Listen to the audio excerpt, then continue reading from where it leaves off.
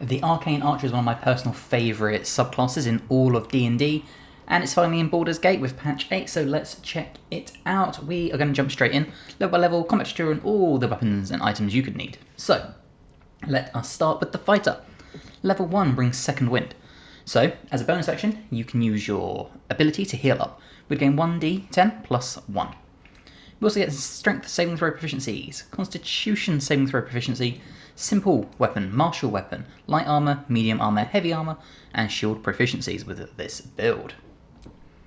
Now when it comes to your fighting style, we are going to take Archery, obviously, getting a +2 bonus to ranged weapon attacks.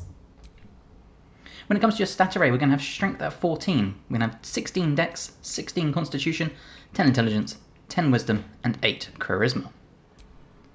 For your proficiencies, take whatever you feel like, but obviously I would try and take some sort of like Arcana ones, something like that. Level 2 brings Action Surge, meaning we can immediately gain an extra action to use on this turn when we pump it. Fighter level 3 brings our specialization. Now if we go into it, we are going to be the Arcane Archer. This gives Arcana and Nature as skill proficiencies, and we gain Arcane Arrow, so the resource used to cast your arcane shots, and we'll go over these when we get into the combat tutorial. Now we gain 1 cantrip, so for this one, let's take Guidance because it's just really helpful to have. And then we get to pick our Arcane Shot, and there's a lot of really good ones. There's Banishing Shot, which means we'll deal damage and potentially banish the target. There's Belingering Shot, which will deal psychic damage and possibly make them charmed. There's Bursting Arrow, so this will do force damage. Targets within 3 meters of the arrow. It doesn't consume an Arcane Arrow on a miss, which is awesome as well. This is going to be the first one we choose. There's the Enfeebling Shot. This will deal necrotic damage and force them to even do a saving throw or become feeble. We have the Grasping Arrow, so this will affect their movement speed by 3 meters, and they'll take 2 to 12 slashing damage when they move. This is the second one we're going to pick. There is the Seeking Arrow, and this will basically just seek out the enemy. It'll go around corners and all sorts. It'll deal force damage and apply Fairy Fire. We're going to take this one. The last two are Piercing Arrow, says what it does, pierces through enemies. And then the Shadow Arrow, this will deal psychic damage or possibly make the target become blinded. Fighter level 4 is where we pick up our first feat. So we are going to come in here and we're going to bump our Dexterity to 18. Fighter level 5 is where we get a nice little power spike where we get extra attack, meaning we can now make 2 attacks in 1 round. Fighter level 6 brings a new feat. Now for this one, once again, ability score improvement and Dex all the way to 20. Fighter level 7 brings another Arcane Arrow. We also gain Magic Arrow, which now means all our ranged attacks are considered magical to overcome resistances, and Curving Shot. When you miss with any magical ranged attack, use a bonus action to attack the next closest target with the same attack. So essentially if you miss, you get a second chance to hit another person. We have another Arcane Shot, so for this one we are going to take the Piercing Shot. Fighter level 8 brings our third feat, so for this one you could probably guess if you played an archery class in this game, we are going to take Sharpshooter. This is basically the Great Weapon Master of ranged attacks, -5 to our attack for a solid 10 damage, and we do not receive penalties from high ground rules. Fighter level 9 brings Indomitable, so we become as durable as an Iron Golem. Whenever we fail a saving throw, we can roll again and use the new result. Fighter level 10 brings another Arcane Arrow, and we gain 1 more Arcane Shot, so for this one we are going to take the Shadow Arrow. Fighter level 11 brings improved extra attack, so we can make 2 additional attacks, so that's 3 in 1 round. Fighter level 12 brings our final feat, so for this one there's a few options. You could take like Alert if you want to make sure you're definitely hyped the turn order. You could take something like Durable, you could take, I don't know, Savage Attacker if you want, because we have got a melee weapon just in case we need one. I'm going to take the ability score improvement and pump my Constitution up to 18. Okay, so let's go over our items. We're going to start with Sevarok's Horned Helm. This will give you dark vision up to 3 meters or 15 if you already have it. Constitution saving throw is +1. We cannot be frightened and cannot be afflicted with emotion altering conditions. More importantly, the number you need to roll a critical hit while attacking is reduced by 1. So this now puts us at a nice 19 for a crit. For a cloak, we're going to take Cloak of Displacement. At the beginning of the wearer's turn, the cloak activates, granting enemies disadvantage on attack rolls against the wearer. You could also take the Cloak of Protection if you want to. For boots, we're going to take the Disintegrating Nightwalkers, so we can't be enwebbed, entangled, ensnared, slip on ice or grease, and we gain Misty Step, perfect for putting our archer in the perfect spot to deal damage. We're going to take the Armour of Agility. This is a 17 armour class, but thanks to exotic materials, we get to add our full dexterity modifier to it, bringing our AC to 22. We're also getting a saving throws +2. For gloves, we're going to take the Helldust Gloves. +1 bonus to spell attack rolls and spell save DC, not important. Razor Fire is nice, but again, not too important.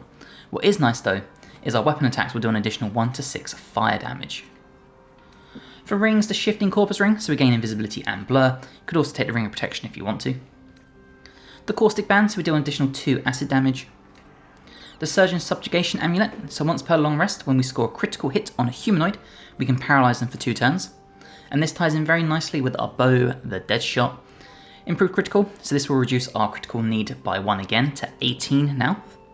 And Keen Attack. We double our proficiency bonus when rolling ranged attacks with this weapon, unless we have disadvantage. And then for a melee weapon, I would take anything you want in terms of it's not too important for the build because we are mainly being an archer. But if you want a melee capability, whack a weapon in there. So that is the build. Let's go check it out. Okay, you can see we have joined the combat, so we'll get to our turn. Okay, and you can see we have made it to our turn. So the first thing we're going to do is we're going to sort of move up here, and we want to do our piercing shot if we can. And obviously you have to make sure enemies are in a row, but where is it? Shadow Arrow, Piercing Arrow. And there you go, you'll see we can do this. Now we might hit Shadow Heart, but that's okay, it's just a demo. And there you go, you'll see just how much damage we did. Now because of that, we used one of our arcane shots, but you can use more in one round. So for example, if I shoot this one here, we can do curving shot because we missed. And there you go, because we landed a crit, if we choose to, we can now paralyze the enemy. And you can keep pumping these out, but we are just going to take our normal pot shots, and you can see just how much damage we can do. We can then also action surge because we're on our first round, and let's say we want to do a seeking arrow. And we'll put this on this enemy here. Just like that. So you get the gist of this. You can really throw out your arcane shots. And because we did our action surge, we get 3 whole more turns. So, do your shadow arrow. And again, if you really wanted to, and the enemies are just in a nice big row, we could hit another bursting arrow, really wiping everyone out, as you can see. And then if need be, if we took damage, we could do a second wind, something like that. And you can see, disadvantage, working amazing for us. And what's nice about the Arcane Archer is because we do have a melee weapon, we could take a swipe, just like that, and then we can alternate back to our ranged attacks if need be. And because we're in a situation where we do have disadvantage apart from on this one, we'll take 1 shot, just like that. And then, if we wanted to, with our bonus action, we could Misty Step away from the disadvantage to, let's say, if I can get the camera to work, we'll come up here. You see another big miss on us. And as you can see, we can just pump out more regular attacks because we have so many per round. Now obviously your arcane shots are going to be your main damage dealers, but if need be you could also run back in, use your bonus action for a pommel strike since we have the melee capabilities. And see another big miss on us. But obviously your arcane shots is where the bulk of your damage comes from. So for example, we'll do a grasping arrow this time. And you can see just how much extra damage you do with these things. And then we can come to the edge, we could do another big attack on Skeeve. Where's the other enemy? Over here, so we've got 20%, but as you can see there, got a lovely attack, and we can just continue raining down some damage. Now make sure when you're attacking you do have Sharpshooter on to get that extra damage. You'll be able to tell because it will say inactive or active. And from high ground, you'll see the odds of hitting are just so high. And again, this works really well when you've got a big cluster of enemies because you can do your bursting shots, just like that, which will hurt everyone. But obviously if you've got an enemy down here you've only just about can reach, say like that. If you didn't have the reach, you could once again do your seeking arrows and just take your shot, like this. So the Arcane Archer is so fun. If you wanted to, you could also use the Titan String Bow, put like the gloves of Hill Giant Strength on, or even take strength potions and add just strength to your attacks and stuff. so many good capabilities. You can multi-class this with a rogue or a gloomstalker. Like the possibilities with this subclass are just endless. One thing to show, you will see we use 3 of our arcane shots. If we short rest, we get them all back. So bear that in mind. You can pump these out, and every short rest you will get them back, meaning you don't have to worry about them too much if you know you have your short rest capabilities. The Bladesinger is the final patch 8 subclass for us to go over, and it's also the wizard one. So let's get started level by level, combat tutor and all the items you could need. So we start with the wizard. Now the wizard of course gains light crossbow, quarterstaff and dagger proficiencies, wisdom and intelligence saving throw proficiencies, intelligence being our spellcasting modifier, and of course arcane recovery. Now for your cantrips we are actually going to take Firebolt and Rare Frost as 2 of our first spells, and then Blooming Blade. Blooming Blade allows you to strike the weapon, afflicting your foe with resonance that hurts them for 1 to 8 thunder damage when they move for a turn. This is really good because obviously being a melee based class, this is going to be tremendous.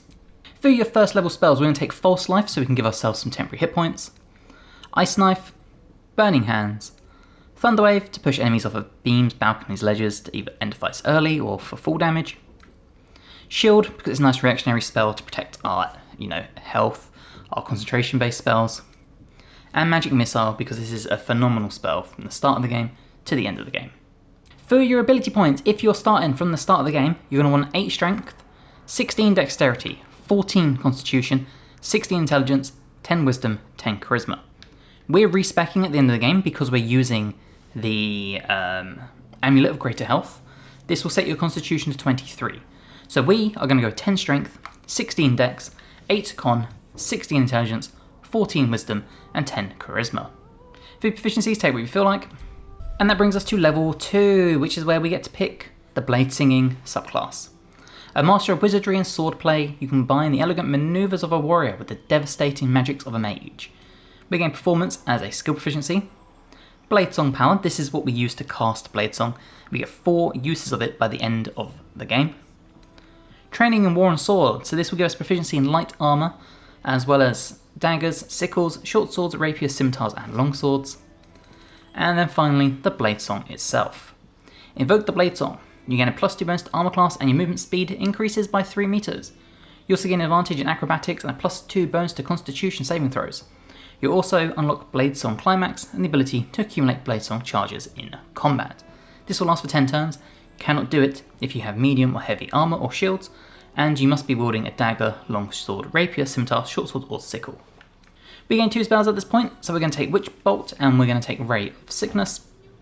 And for your Bladesinger's weapon, I would personally recommend the Scimitar. That's what I'm using for the end game. Wizard level 3 brings our second level spell slot, so for these we are going to take Mirror Image to boost our AC as much as possible, once again protecting ourselves. And we're going to take Hold Person. This is great for battlefield control. Any held enemies cannot move, act or react, and any melee hits within 3 meters are guaranteed crits. Wizard level 4 brings second level spell slots again, and a new feat is available. Before that we get 1 cantrip, so let's take Bursting Sinew so we can explode a corpse. And for spells here we're going to take Mouse Acid Arrow so we get the acid damage and delayed acid damage, as well as Misty Step. Now don't forget, wizards can learn abilities from scrolls, so you've kind of got effortless and endless possibilities here. For the ability improvement, whether you're respecking or respecking at the end of the game, intelligence up to 18 is always what you do at level 4.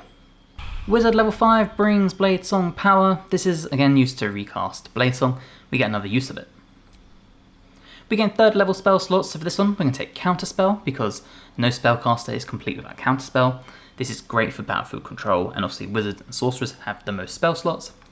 And we're going to take the Glyph of Warding. Wizard level 6 gets an extra attack as well as level 3 spell slots.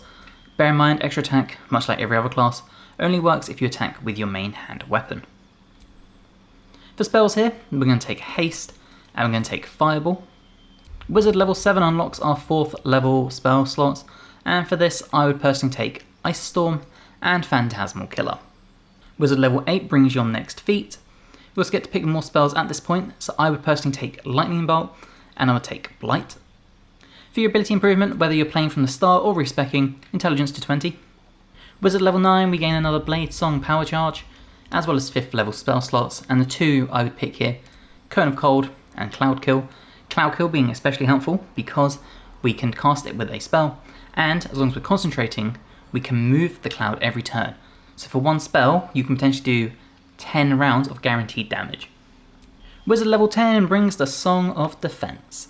Essentially this means you can use spell slots to subtract damage. For every spell slot high you choose, you'll subtract 5.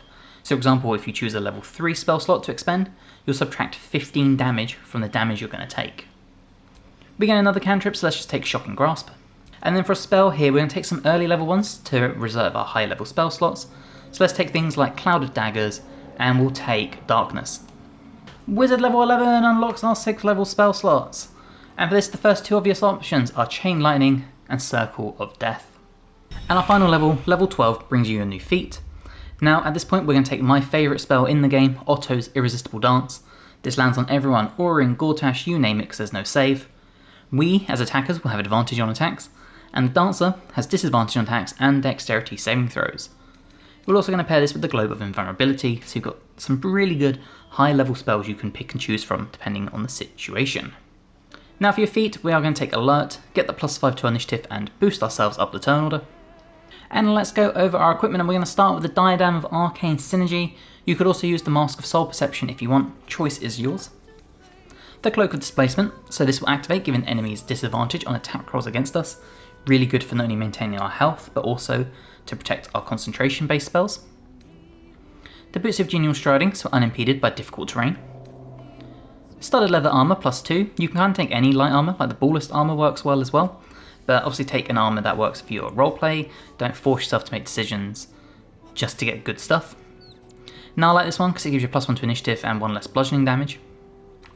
We're going to take the Quick Spell Glove so we can do a cantrip as a bonus action. The Snowburst Ring, so when we deal cold damage, and we have a lot of cold based spells, we'll also create a 4.5 meter circle of ice around the target. The Burnish Ring for Paralysing Ray.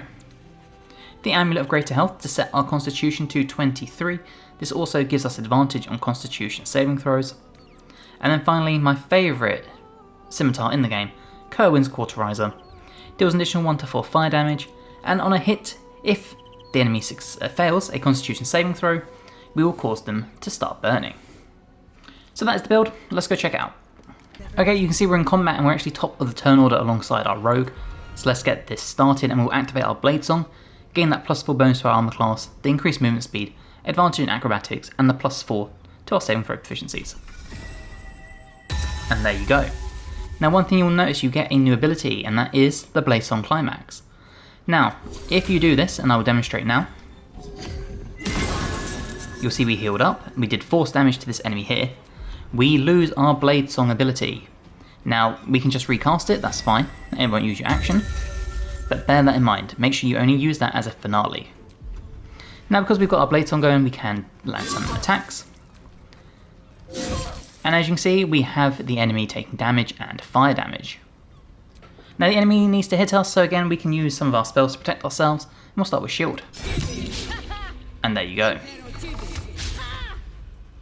Okay, now we are obviously still a spellcaster at heart, so let's get some spells going, and let's control the battlefield with a hold person.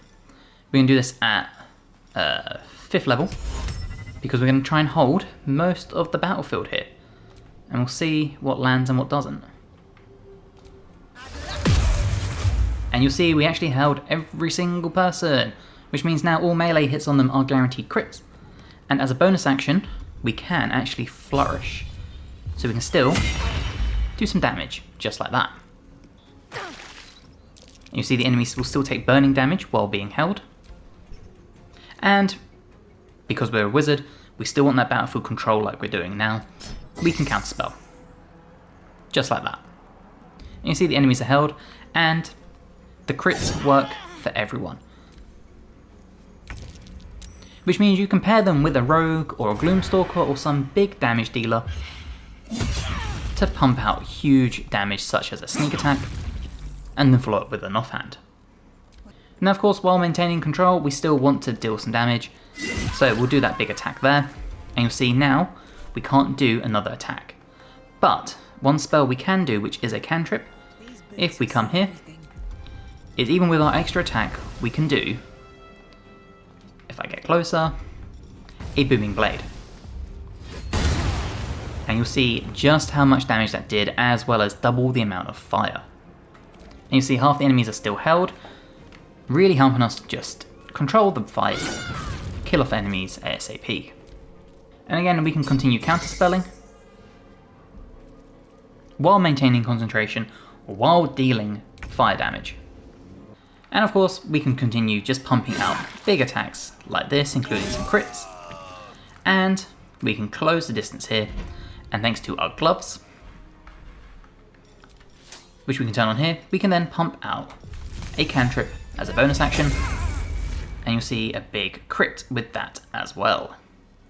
And the enemy is still held, meaning it's very easy for us to run in and continue dealing some damage. Now unfortunately, not quite big enough, but there you go, because we're within 3 meters, another crit with our spell, and we can continue just counterspelling and nullifying the sorcerer.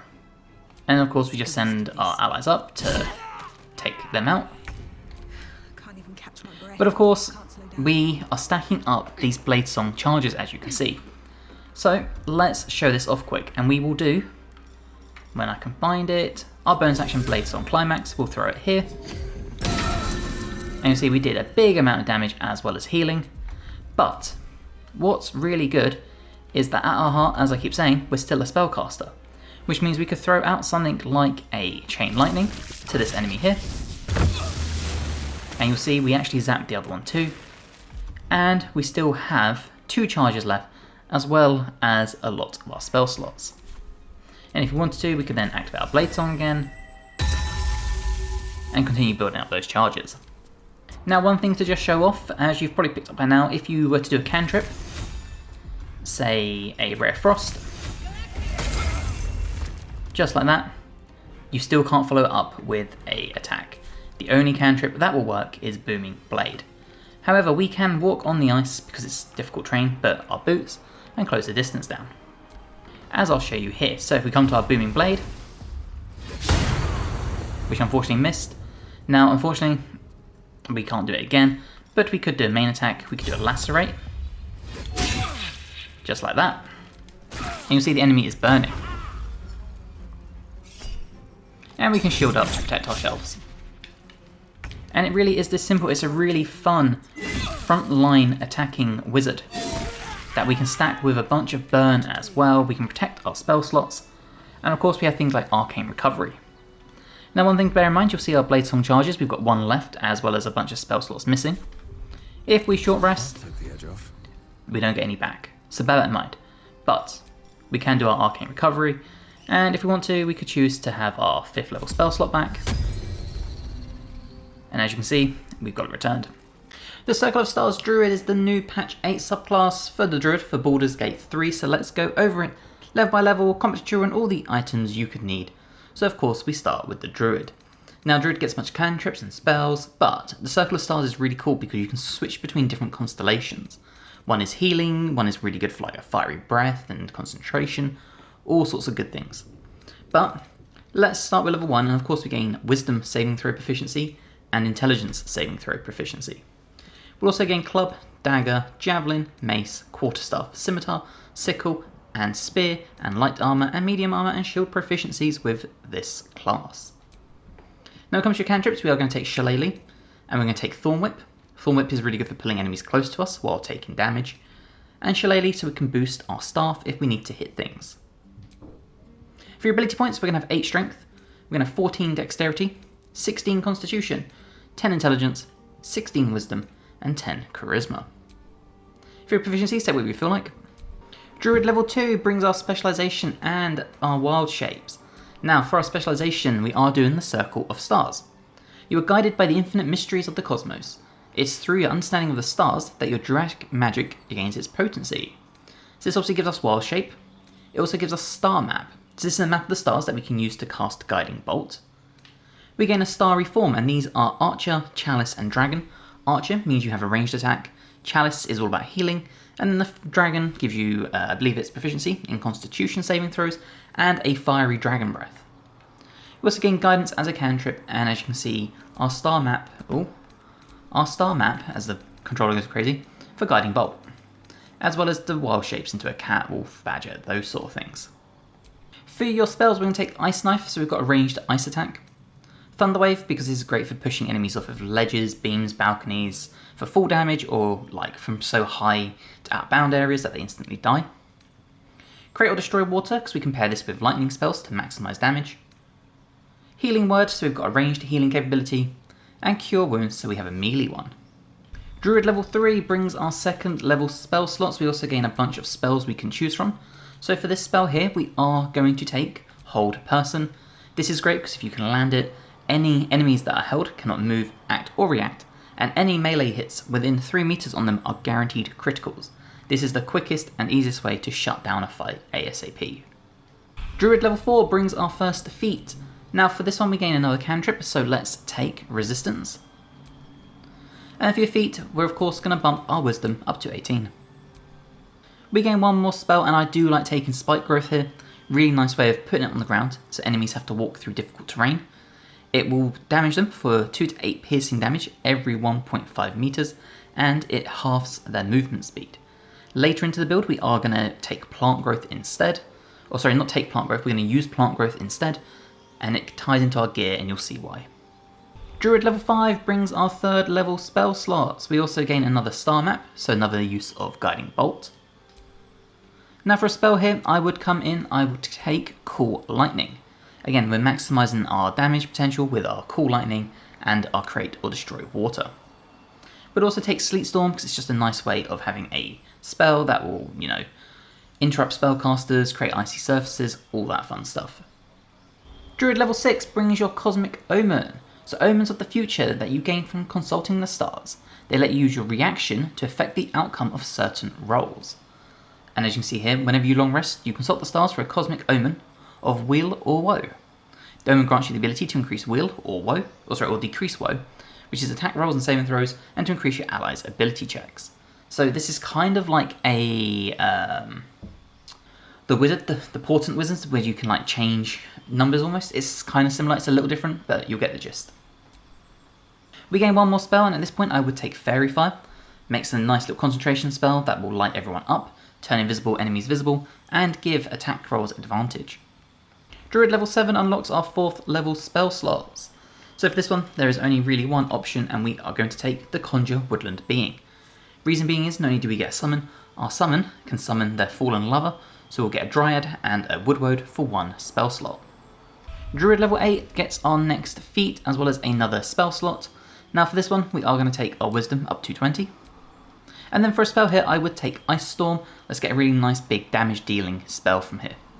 Druid level 9 unlocks our 5th level spell slots, as well as another Cosmic Omen, and another star map for another use of Guiding Bolt. Now for your spells here, I would take Conjure Elemental, so we can get another summon, and I would take Insect Plague, as I feel like this just ties into the Druid so well. Druid level 10 brings improved Wild Strikes, so we can now make 2 additional attacks after making an unarmed strike in our wild shape form. And Twinkling Constellations, so our starry forms are improved. Our Archer's damage and our Chalice's healing are each increased by 1d8, and the Dragon starry form now allows us to hover and fly up to 6 meters. We get another cantrip, so for this one let's take Poison Spray. And for a spell here, we're going to take Mass Cure Wounds. Druid level 11 unlocks our 6th level spell slots, so for this one, we are going to take Sunbeam. And our final level, Druid level 12, we're going to take Alert as a feat, so we boost our initiative by 5. And then for a spell, you're kind of want to take something low level. So I would personally take something like Heat Metal, so then you can make enemies drop weapons and stuff. Okay, let's go over our gear, and we're going to take the Browbeaten Circlet for our headwear. +1 bonus to spell save DC while threatened. This will help with our concentration. We're going to take the Flesh Melter Cloak because nothing quite says Druid like dealing acid damage when an enemy will hit us with melee damage. We're going to take the Boots of Genial Striding so our movement speed is unimpeded by difficult terrain. We're going to take the Icarus Gloves, so whenever the wearer deals acid damage, hence our cloak, they also inflict noxious fumes on the target. Noxious fumes, hostile creatures in a radius of 3 meters take 1 to 4 acid damage. For clothing, we're going to take the Armour of Landfall, +1 bonus to spell save DC. Green Bed Regeneration, so when starting your turn on plant growth or vine surfaces, we regain 1d4 hit points and advantage on constitution saving throws, as well as the plant growth spell. So this is a great way of giving yourself constitution saving throw proficiency, advantage on constitution saving throws, and the plant growth spell. Awesome armor for a druid. We're going to take the shifting corpus ring to give us invisibility and blur if we get in danger. The burnish ring to give us paralyzing ray. The amulet of misty step, so we have a use of misty step because who doesn't need misty step? Sometimes this is just a spell you need to get out of danger, to get into a high spot or whatever. And then for a staff we are going to take marker share for arcane battery. Now if you wanted to use the staff of spell power you could, because it does the same thing, you just don't get Kreshka's favour. But essentially we gain a +1 bonus to our spell save DC and spell attack rolls, and we gain a free spell slot. So let's go find some combat and check this out. Okay, as soon as you leave combat there are a few things we need to do. First things first, we need to get our conjure woodland being. So let's get our dryad. And our dryad, like I said, can summon the woodwode. So let's get the fallen lover, when I can find space. And there we go. And then the next thing we can do is we can summon our elemental. So if we were to come into here, make sure you turn on your arcane battery. Reason being is we are going to upscale our spell. So arcane battery to give us our free spell slot. We're going to conjure our elemental, and we want to conjure a wood myrmidon. Or sorry, a water myrmidon, not wood. Reason being, this will help us maximize our lightning damage. And as you can see, we still have our 6th level spell slot. Okay, you can see we're in the combat and we're top of the turn order, so let's get this going. First thing we are going to do is we are going to come into our spell list and go to our wild shape. And let's start with the archer form. And there you go, now this is going to give you the bonus action ranged attack. So, you'll see this is here, it's not available at the moment because we have used our bonus action. So instead we can still do our main one, and we're going to do something very, very simple, and we'll just throw out a normal guiding bolt. So we'll do it at 2nd level so you can see the damage potential. And there you go. And again, we can do our cosmic omen of woe, so we can hit this. And as you see, we force the enemy to miss their attack. And then it's time for the water myrmidon. So the water myrmidon can do a lot of really cool things. It can do a hemio strike, it can explosive icicle. Let's get up here and we'll attack the archer here. As we float up the ladder, and you just see the damage output these guys can do, or not. Now the dryad is really cool because the dryad can actually entangle enemies. So if you strengthen your staff with strengthen shillelagh, you can then run in and you can snare the enemy. It's not entangle, it's ensnare. I always get it confused. But essentially, you can debuff enemies this way. And then the woodwode can just hit as hard as it wants to, landing a good crit. Now when it comes to your druid, we're going to want to get plant growth going. Not only will this slow enemies down, it will obviously give us our advantage on constitution saving throws and help us heal. Now from here, the next thing we can do is we can do our luminous arrow with our bonus action. So if we target the enemy here, and there you go, you'll see you get some pretty decent damage out of it. And because it's a bonus action, it actually doesn't come off of our list of guiding bolts. So you can throw this out as much as you need to.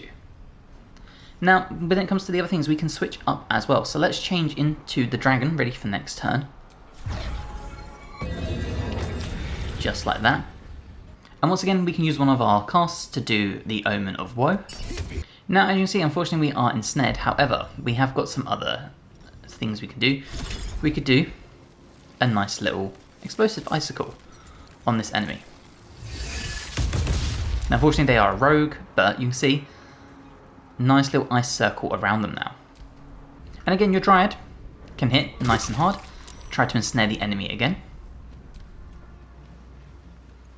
And you'll see the enemy having to walk through the ice, and the woodwode can continue trying to pile out some damage. Now when it comes to the dragon, like I said, you can do things like fly and float now. The other big thing you can do, when I can find it, in fact let's fly for a second. So we'll fly to here. And the dragon is really cool because it can do a fiery, I say fiery, it can do a dragon breath, which is dazzling breath just here. And this is a bonus action. Now we are going to hit our companions too, which isn't ideal, but for demonstration. There you go. Pretty decent damage. And of course that still leaves our main action, so we can throw another guiding bolt if need be. We could upcast this to 3rd level. Lots of really cool things. Now you can also use your guiding bolts as part of your constellation, which is somewhere in here. But what we're going to focus on is piling out some pretty big damage. And we're going to do a sunbeam.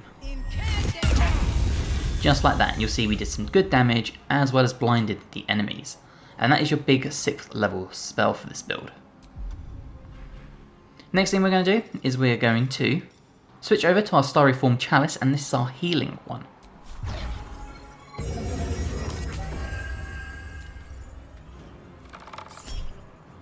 And again, we can do our Omen of Woe. You'll see we're still saving our concentration. Even with a big hit, we still make our save. And then our Water Myrmidon. Let's see if it can actually pile out some damage now. And there you go. So this is a really good way to distract enemies, as well as make sure we get enemies wet to maximize our lightning. And again, with the Dryad, you can send them up to try and ensnare enemies. You can also get them to eat a good berry to heal themselves. And again, the Woodwode is just there to be a meat shield and pump out some damage. And now what you see is because we did Sunbeam, we can actually recast it. And it won't use a spell slot, so we could throw this onto the enemy down here if need be. What we're actually going to do though is I'm going to show off the healing capabilities. So let's do a Cure Wounds at 1st level on our rogue here. Now because we did that, we can benefit from our Chalice healing. And we can pick another target, so let's do Jaheira. And there you go. So it's really good way. You have 3 different options you can switch between to do the dragon, the archer, whatever. And because we did that, what we can actually do is switch back to, say, the archer. And you'll see all of this is only used 1 wild shape form. And that still leaves our bonus action, so we could throw out our luminous arrow to the enemy here.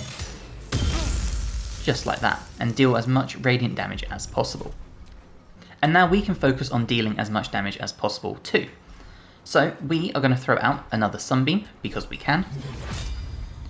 And we'll target both enemies down here. If we can reach them both, we should be able to. And you'll see with our 1/6 level spell, because we're concentrating it thanks to plant growth with our advantage, we're maintaining this damage. Okay, sadly the rest of the footage has been corrupted and I can't reload it, because now my mods are interfering with the Circle of Stars subclass for some reason. I can't figure out which one it is. But you get the gist. You basically switch between your different forms if you want to. One does ranged, one does the fiery breath, and you still have all your other spells you can do. You've got plant growth, so you can have your advantage on concentration, and it's just an incredible build. You can throw out your Sunbeam, continue concentrating it thanks to advantage, reapply it every turn thanks to your 6th level spell slot. You can throw out the fiery breath or the luminous arrow. You can help heal your allies. It's just so good. And then you've got other spells you can do, like your cool lightning. You've got your hold person to maintain concentration. So lots of really good options. The College of Glamour Bard is the patch A added subclass for Baldur's Gate 3, so let's go over it level by level, combat tutorial, and all the items you could need. And this is very much a pure spellcasting type bard. Very supportive, so bear that in mind going into this. Now, the bard, as you will know, is charisma based. That is their spellcasting modifier. And a bard has their bardic inspiration. So you inspire an ally to add a plus 1d6 bonus to their next attack, ability, or saving throw. And this lasts until long rest as a bonus action. We also have our 1st level spell slots. We have dexterity and charisma saving throw proficiencies, as well as simple weapon, hand crossbow, longsword, rapier, short sword, musical instrument proficiencies, and then light armor. And we only get light armor. There is no medium, nothing like that with this build. Now when it comes to your cantrips, the first 2 we're going to take is Vicious Mockery. So, insult a creature, it has disadvantage on its next attack, and a 1d4 of psychic damage. And Minor Illusion, this is a really nice way of just being able to have like a little distraction on the battlefield. Now when it comes to your first level spells, we are going to take Healing Word. This is a nice bonus action healing spell. Dissonant Whispers, a nice way of doing 3d6 psychic damage, as well as frightening a creature so they have disadvantage on ability checks and attack rolls. Tasha's Hideous Laughter, a nice way of leaving a creature prone. And then Thunder Wave. This is a great spell for pushing enemies off of beams, balconies, ledges, all sorts. For your starting instrument, take whatever you feel like. And then when it comes to your ability points, we're going to have 8 Strength, we're going to have 16 Dexterity, 14 Constitution, 10 Intelligence, 10 Wisdom, and 16 Charisma. If you are following the item guide for this list, you can actually bump your Constitution when you respec down to 8, and then bump something else up. Maybe bump your Strength to 10, and put these to, I don't know, put your Wisdom to 14, something like that. So this is what I'm going to roll with, because I'm using the Amulet of Greater Health to set my Constitution to 23. If you're not doing that though, set your Strength to 8, set your Con to 14. For your proficiencies, take whatever you feel like. Bard level 2 brings Jack of all trades, so we add half our proficiency bonus rounded down to proficiencies, or ability checks I should say, that we're not proficient with. And Song of Rest. You and your allies are revitalised as though you'd have taken a short rest. So this is a nice way of just doing a short rest without using one of your spots. We get another spell, so for this one I would personally take Fairy Fire, a nice way of turning all invisible targets visible, and anyone that is lit up, attacks on them have advantage. And then that brings us to level 3, and Bard level 3 is where we get our specialisation. Now before that we pick one more spell slot, and for this one we are going to take Hold Person. We're just going to tap into that very much a support type character, battlefield control, buffing our allies, hence by being able to do things that give advantage, or as you'll see coming up, charm enemies, and Hold Person is perfect for that. Hold a humanoid, and then they can't move, act or react. Any melee hits on that enemy within 3 meters are always critical hits. And that brings us to our subclass, which is the new one, the College of Glamour, and this gives you the Mantle of Inspiration. Imbue 2 allies with your Vigour and grant them 5 temporary hit points. If they're hit with a melee attack, the attacker becomes charmed, and what's awesome about this, it costs 1 Bardic Inspiration, and it's a bonus action. For your expertise, take whatever you want. Bard level 4 brings our first feat. Before that we gain one more spell, so let's take Light, as I love this as a utility based spell. And then for a spell slot here we are going to take Heat Metal. Again, a nice way of battlefield controlling. We can give enemies disadvantage on attack rolls and ability checks, we can deal fire damage, and more importantly we can cause enemies to drop weapons, picking them up, meaning all they can do is then hit us with their fists. Now for your feat, we're going to take the ability improvement and bump our charisma up to 18. Bard level 5 brings the Font of Inspiration. You regain all your Bardic Inspiration after a long or short rest, as well as improved Bardic Inspiration, which is now 1d8 instead of a 1d6. We gain one more spell, so for this one I would take my favourite spell, or one of my favourite spells in the game I should say, the Glyph of Warding. Now if you watch any of my other guys and I've taken this, I've explained it so many times, but I'll go over it just in case. Usually you place this on the ground and an enemy will walk into the glyph and it will trigger the desired effect. However, you can place this down on a top of enemies in a big group like a bomb, and at the end of your turn it will trigger because enemies are within it. So you can kind of use this instead of being a glyph people walk into, as a AoE bomb, and it's amazing. Bard level 6 brings Counter Charm. You and any allies within 9 meters have advantage on saving throws against being charmed or frightened. And Mantle of Majesty, Command. Command a creature to flee, move, close to drop to the ground, or drop its weapon.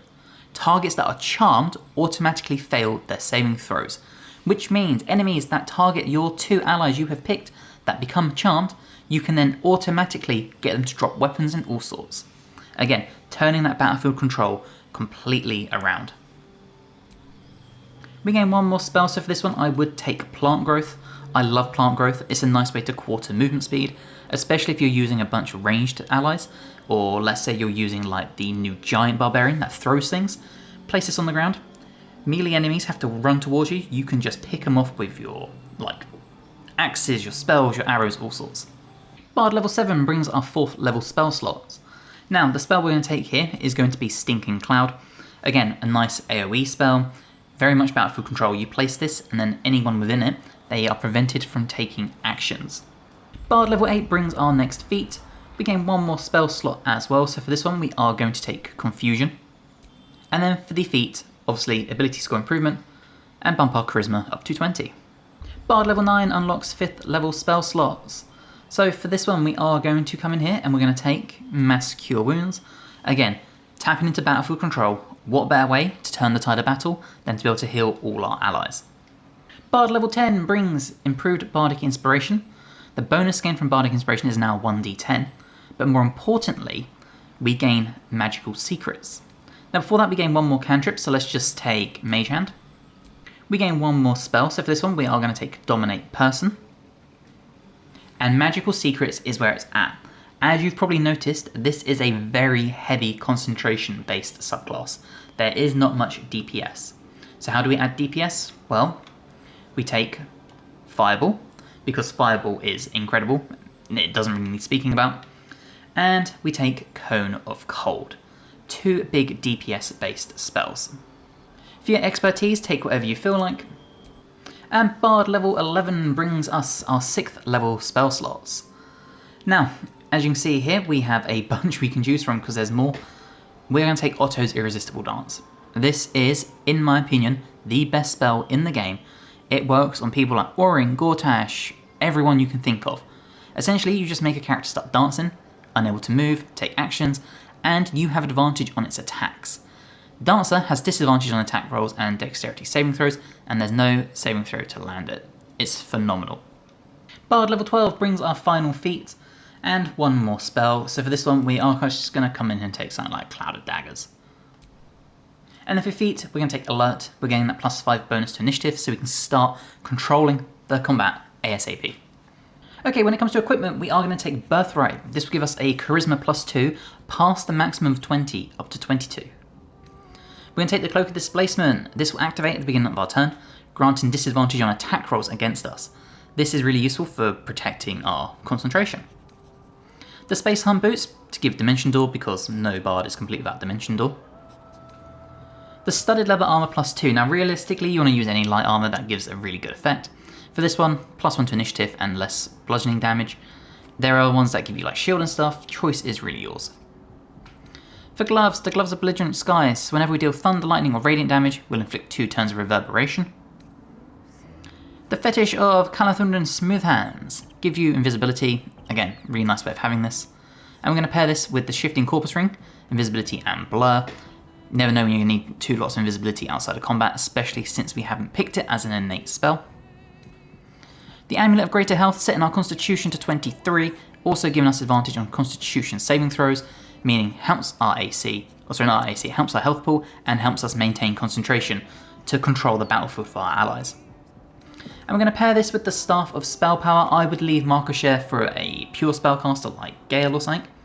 This will still give you a +1 bonus to spell save DC and spell attack rolls, and Arcane Battery, giving us a free spell slot.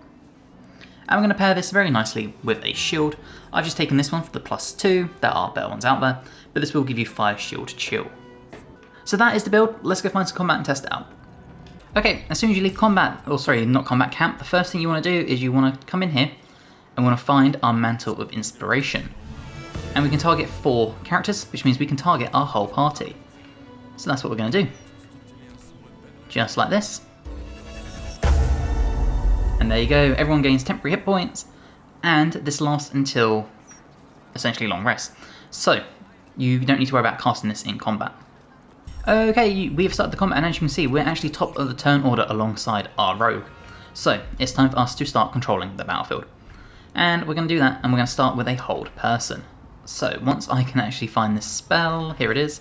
Hold Person, we're going to do it at 4th level, so we can target 3 people. We'll target you, you, and you. And there you go, you see they're all held. Obviously you could cast it and it'll, do more, but we're not going to worry about that. We want to save some of our higher level spell slots.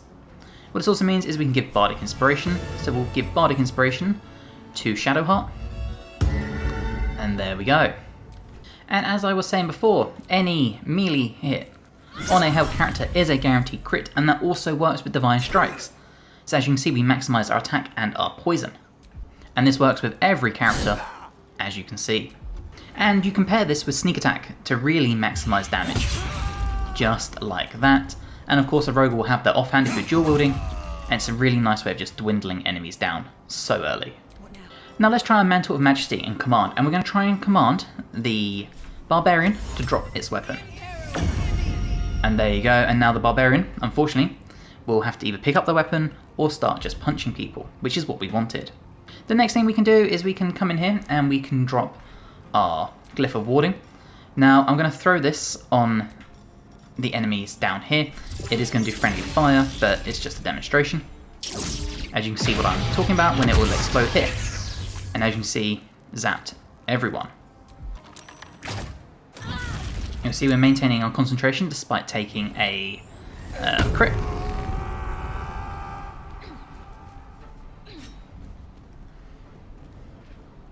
And as you can see, the enemy had to rage, pick up the weapon, couldn't do anything.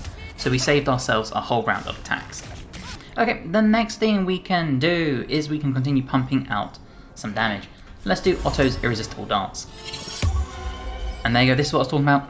The enemy will now just start dancing, and they can't really do anything. And like I said, this lands on everyone you can think of. And because of Otto's Irresistible Dance, it means we have advantage on our attacks on the enemy. As you can see here. Which means once again you can benefit from your team composition and land a sneak attack. Just like that. As well as the follow-up. But of course, we've made ourselves a little bit DPS-y. So we can throw out things like the fireball. We'll shut this on the enemy down here. Now they are rogues, they'll probably take less. But you get the gist. Not only do we control the battlefield, but we also have the ability. We can come in and we can heal up. Do it on our rogue here. We can throw out some damage. And we can control all the hard enemies. We can really debuff them. Those sort of things. And again, we get that advantage. We can dwindle down the main person in this combat. And also if you have a frontliner like a Karlach, like a Lae'zel, you're going to be able to do this quicker. I have a very untraditional party here. And don't forget we have our gloves. Now with our gloves we can do a Thunder Wave. Let's do this at 3rd level. And we're trying to either land Reverberation or, as you can see, throw enemies as far away as possible. Meaning we can still come in here with our Bardic Inspiration, throw it on our rogue, and that just leaves one enemy left for us to deal with. And don't forget there are other things, so we could do a heat metal. Unfortunately this enemy hasn't got anything metal on them. But we have our things like Cone of Cold, we are going to do some friendly fire, but as you can see, big DPS when we need it. So that is the College of Glamour Bard. It's very, very sort of concentration based, battlefield control based. So if you're looking for a DPS bard, or if you're looking for a bard that has a nice mixture of spells for damage and control, then this probably isn't the subclass for you. But if you want a solid character that can control the battlefield while your heavy hitters just take people out insanely quick, then this is the build for you. If you'd have paired this with Lae'zel and Karlach, so you've got your fighter with 4 attacks in a turn and the barbarian who's got your 2 attacks, then your frenzy, you would deal some huge damage, especially if you upcast Hold Person. You could probably finish fights within 2 to 3 rounds easy. The Death Domain is the new cleric subclass from patch 8, so let's go over it, bringing a level by level combat tutorial and all the items you could need to be a melee frontliner with necrotic based damage. So of course we start with the cleric, and you'll know this, but our wisdom is our spellcasting modifier. This so we get our domain spells. We also have wisdom saving throw proficiency, charisma saving throw proficiency, as well as simple weapons, morning stars, light armor, medium armor, and shield proficiencies. Now we get to pick some cantrips, so we're going to take Burst in Sinew, we're going to take Guidance, and we're going to take Sacred Flame. Sacred Flame being a really good radiant based cantrip. Guidance because this is amazing from the start of the game to the end of the game to helping you pass your checks. And then Burst in Sinew, explode a corpse, causing it to impale those around. Really nice, just like AoE based cantrip. And that brings us to the Death Domain. So you nourish your faith on the forces that create the dead and give rise to the undead. So this gives us Reaper. So our necromancy cantrips that target one creature can target an additional one. This is very similar to the sorcerer ability where you can target 2 with 1. We gain martial weapon proficiency. We gain false life, so we can gain 7 temporary hit points. Ray of Sickness as a spell. And for a cantrip, Toll the Dead. Ring the Bell of Impending Doom. If the target is at full health, you deal 1 to 8 necrotic damage instead. And again, we can target this with 2 people thanks to our class abilities. So we are going to pick Toll the Dead for this one. For your deity, pick whichever one you want to follow for your RP purposes. And then for your ability points, we are going to take 16 Strength, 10 Dexterity, 14 Constitution, 10 Intelligence, 16 Wisdom, and 8 Charisma. You could put your strength to 8 and take dex to 16 or 14 if you want to use strength potions, but I'm not going to worry about strength potions for this build. For your proficiencies, take whatever you feel like. Cleric level 2 brings 1 channel divinity charge. We also gain turn undead, so pray to turn all undead that you can see, and this lasts for 3 turns. And channel divinity touch of death. When you hit a creature with a melee attack, you can use your channel divinity to deal extra necrotic damage. And then we gain our list of spells. So the ones we're going to take is Guiding Bolt. This is a really good first level spell. Good radiant damage, and if it lands, the next attack roll on that target will have advantage. Shield of Faith to increase armor class by 2. Really, really useful. Inflict Wounds. Really good first level spell for necrotic damage that you can upscale to pump out insane amount of damage. And then of course we are clerics, so we're going to take Healing Word, nice little bonus action healing spell. And Cure Wounds, a main action healing spell. Cleric level 3 is where we get our level 2 spell slots. You also see we gain a bunch of other stuff we can choose from. So for our spell here, we are going to start with Hold Person. Hold a humanoid enemy still, they can't move, act or react. Attacks within 3 meters are always critical hits. This is one of the best spells you can do if you can land it for battlefield control. Cleric level 4 brings a new feat. We also gain more spells. So for this one we are going to take Light as our cantrip, as it's such a good utility based spell. But for our feat we're going to take the ability improvement, and we're going to bump our wisdom all the way up to 18 to help with our spell casting. And then for a spell we are going to take Spiritual Weapon, nice bonus action summon we can have. Cleric level 5 brings Destroy Undead, so when you successfully turn an undead creature it also takes 4 to 24 radiant damage, as well as a bunch more spells we can choose from.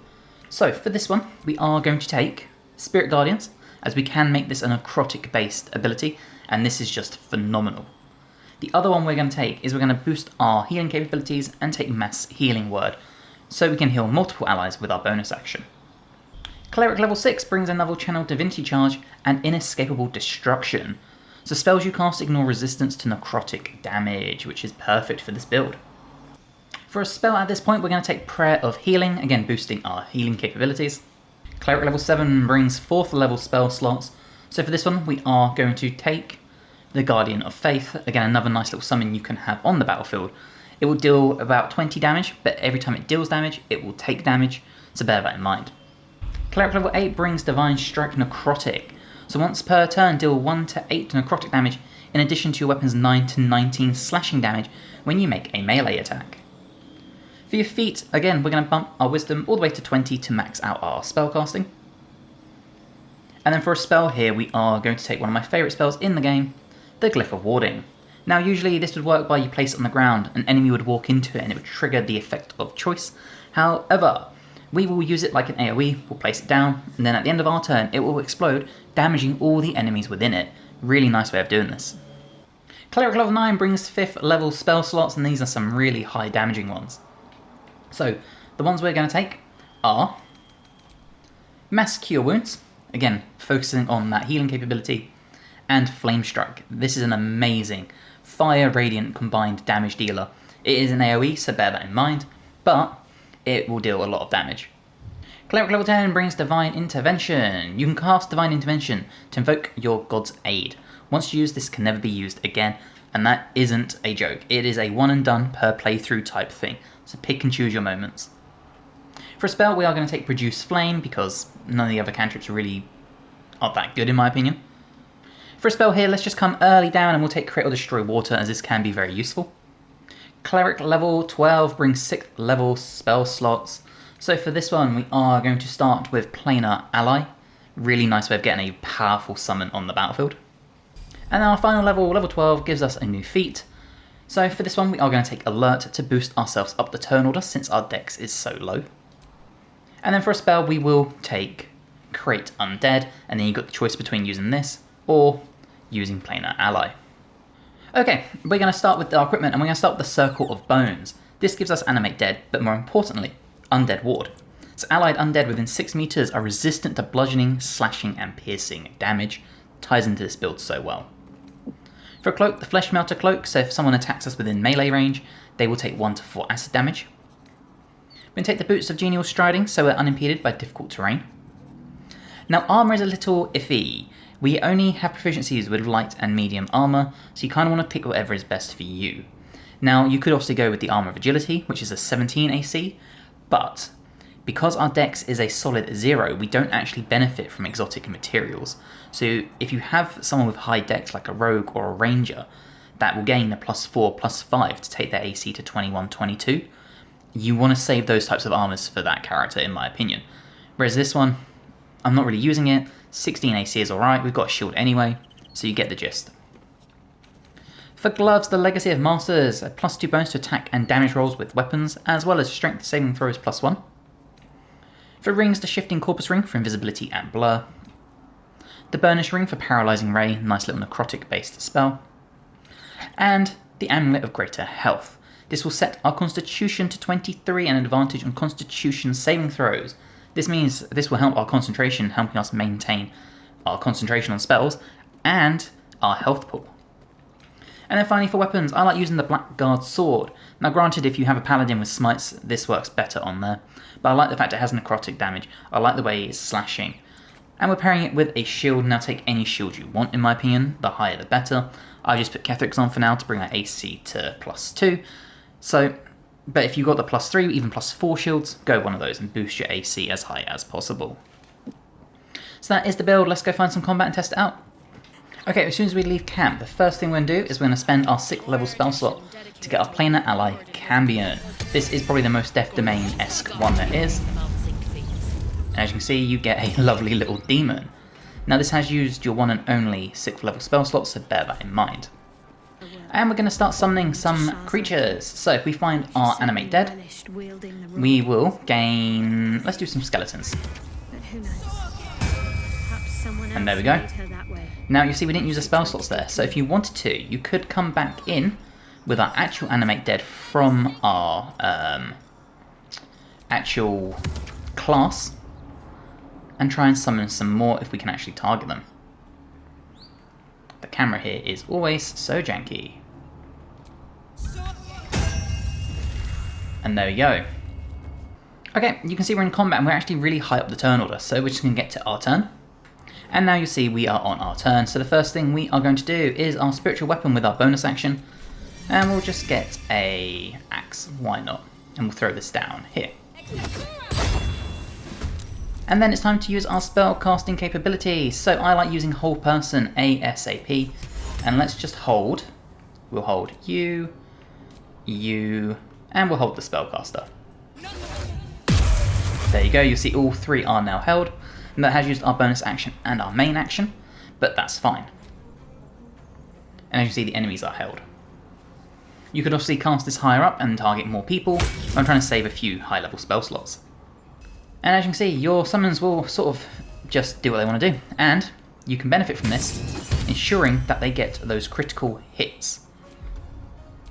And as you can see, you can even send them flying, so we can start hunting down the enemy up here. And that brings us to the Cambion, and again, this can benefit from a lot of things. It has Fiendish Charm, it has a fire-based spell. But, again, we're going to benefit from our guaranteed crits and just ensure we take enemies out ASAP. You still have time to surrender. And as you can see, this works on every character that has a melee attack on enemies. And of course, our spiritual weapon can deal some pretty decent damage too, as you can see. And now it's back to our turn, and let's start doing some stuff. Now, we have our cantrips we can do, as well as our Divine Strikes. So let's start with our Divine Strike, and we'll do it on Skeeve here. And there you go, and because of that we can do Touch of Death, and if we remember, Touch of Death will deal an additional amount of damage. Just like that. So you see, with your Channel Divinity, you can pump out about 50 damage with a hit. And, because we are a healer, we can still do, let's say, a 3rd level healing spell, and heal all our companions. And of course, we have so many summons, we can just continue hunting enemies down. Now, you'll see, they don't have many things they can do. They can fly, jump, that sort of stuff, but they can just act like really good meat shields to distract enemies. Whereas your actual main summon, your Cambion, is really good for sort of throwing spells out. Now, we'll just do this. We might miss, but you'll get the impression. And there you go, so you can really spread your damage around. And from there, you can also fly and we could start hunting down the other enemies to keep them distracted, as you can see here. And then there's still our spiritual weapon, which can come in here and start dealing some solid damage too. But of course, our main thing is our necromancy based spells. So let's do Toll the Dead. And because this is a necrotic based cantrip, we can target 2. And you can see just how much damage we can pump out with this. And that still frees up our bonus action. We could heal, or we could do a Shield of Faith, and we can boost our AC by 2. And again, our ghouls we can just use to focus on taking enemies out. And with the Cambion, once again, if we want to, we can do range, like that, or we could have closed the distance to done a melee attack. And again, spend the spiritual weapon up, pump out some damage. But of course, you can see we've let our allies take a lot of damage, which means, once again, we can come in here, we could do a, when I can find it, Toll the Dead. So we'll target Skeeve, and we'll target the Barbarian. And there you go, you'll see we're pumping out some really decent damage. We've killed another one. And because let's say we're in a really tough situation, we can use our high level spell slots to pump out a bunch of healing like that. And as you can see here, like I said, you can use your companions, or your minions I should say, as little meat shields. And of course, sending out your other summons just to pump out some damage where needed. Continually distracting the enemies. Again, we can do our range capability just like this, breaking their concentration, hunting them down to keep them occupied. But of course, we're not just a sort of spellcaster. We can come in here with basic melee attacks like that. We can turn on our Divine Strike, like that, and we could have done our Channel Divinity if need be. We can also hit them with a lovely Pommel Strike. We can pump with our Touch of Death, just like this. And again, once again, use the Cambion. We can just focus on dealing some damage. And then it's just a case of finishing the fight. And let's say we need to do a little bit of healing or anything like that, we can. Or, like I said before, we can throw out a Glyph of Warding. So let's just throw this down here. Now they might dodge because they are a rogue, but just as a demonstration, there you go. Now unfortunately it did dodge, which we did kind of expect, but that's okay. And of course, we still got other spells we can do. We have like Burst in Sinew, which we could have targeted with a cantrip. We'll do this on like one that isn't. We'll show it off afterwards, it's fine. What we'll do is we'll come in here and we'll do a lovely Inflict Wounds. I'm going to upcast it so you can see what I was talking about how you can really pump out damage with it. And there you go, as you see, 37 damage. Now, checking out Burst in Sinew, since we didn't get to do it, if we just focus on here, you can target 2, we will only target 1, because why not? There you go, you can see just how much you can do. Now, if we were to come in here, you will see we've used our spell slots and our Channel Divinities. If we take a short rest, we get our Channel Divinities back, but our spell slots do not come back, so bear that in mind. But our big old Cambion here has survived and will follow you around until they perish. Patch 8 is officially out, which means we've got all new subclasses to go over, so let's start with the Barbarian, and this is the Giant Barbarian. We're going to go level by level, combat tutorial, all the items you could need, so we start with the Barbarian. And this gives us, obviously, Rage. Rage meaning we can go into a Rage, we gain a whole bunch of benefits like extra damage, all sorts. We also gain Unarmored Defense, so while not wearing armor, you add your Constitution modifier to your armor class. Wearing heavy armor impedes your Rage. So you could go light armor, you could go medium armor, or you could just go for clothing, which is what I'm doing, and then gain the bonus to your AC. We gain strength saving throw proficiencies, constitution saving throw proficiencies, and then simple weapon, martial weapon, light, medium, shield proficiencies. When it comes to your ability points, I would have 16 strength, 14 dexterity, 16 constitution, 8 intelligence, 10 wisdom, and 10 charisma. For your proficiencies, take whatever you feel like. Barbarian level 2 brings danger sense, so you sense when things aren't as they should be. You get advantage on dexterity saving throws against traps, spells, and surfaces. We also gain reckless attack, meaning we can turn on advantage on attack rolls, but enemies will also have advantage against us. Barbarian level 3 is where we get to pick our specialisation, so of course we're going with the Giant. You walk the path of giants, invoking the elemental might and size by drawing strength from the same primal forces as them. This gives you Vakard's Greed, so our carrying capacity is increased by a quarter. Giant's Rage. To enter a rage and increase in size, your rage damage bonus is doubled on throw attacks. gaining resistance to physical damage and advantage on strength checks and saving throws. We also gain Thaumaturgy. Barbarian level 4 brings a new feat. We also gain a health increase. So the feat, you probably guessed, we are going to take our strength to 18. Barbarian level 5 brings extra attack. So if we make an attack with our main action, we can do an extra one. We also gain fast movement, so if we're not wearing heavy armour, we increase our movement speed by 3 meters. And Boots of the Giants. So try to kick a target away. Your chances depend on your athletics and are higher if you're hidden or invisible.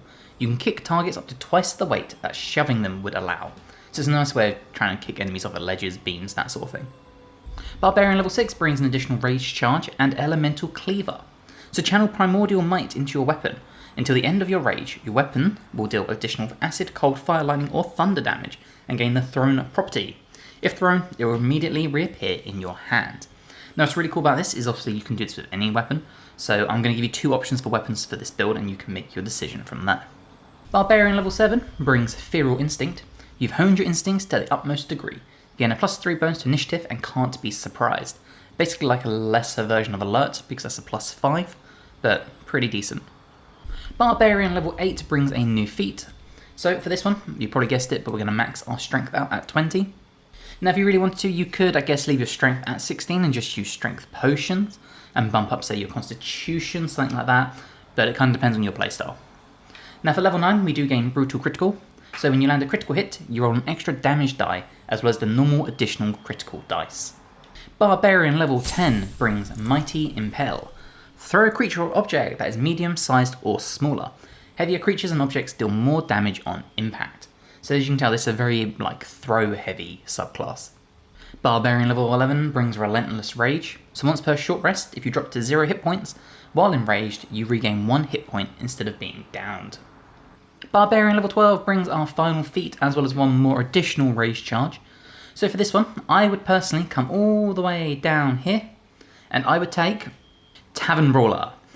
When you make an unarmed attack, use an improvised weapon or throw something, your strength modifier is added twice to the damage and attack rolls.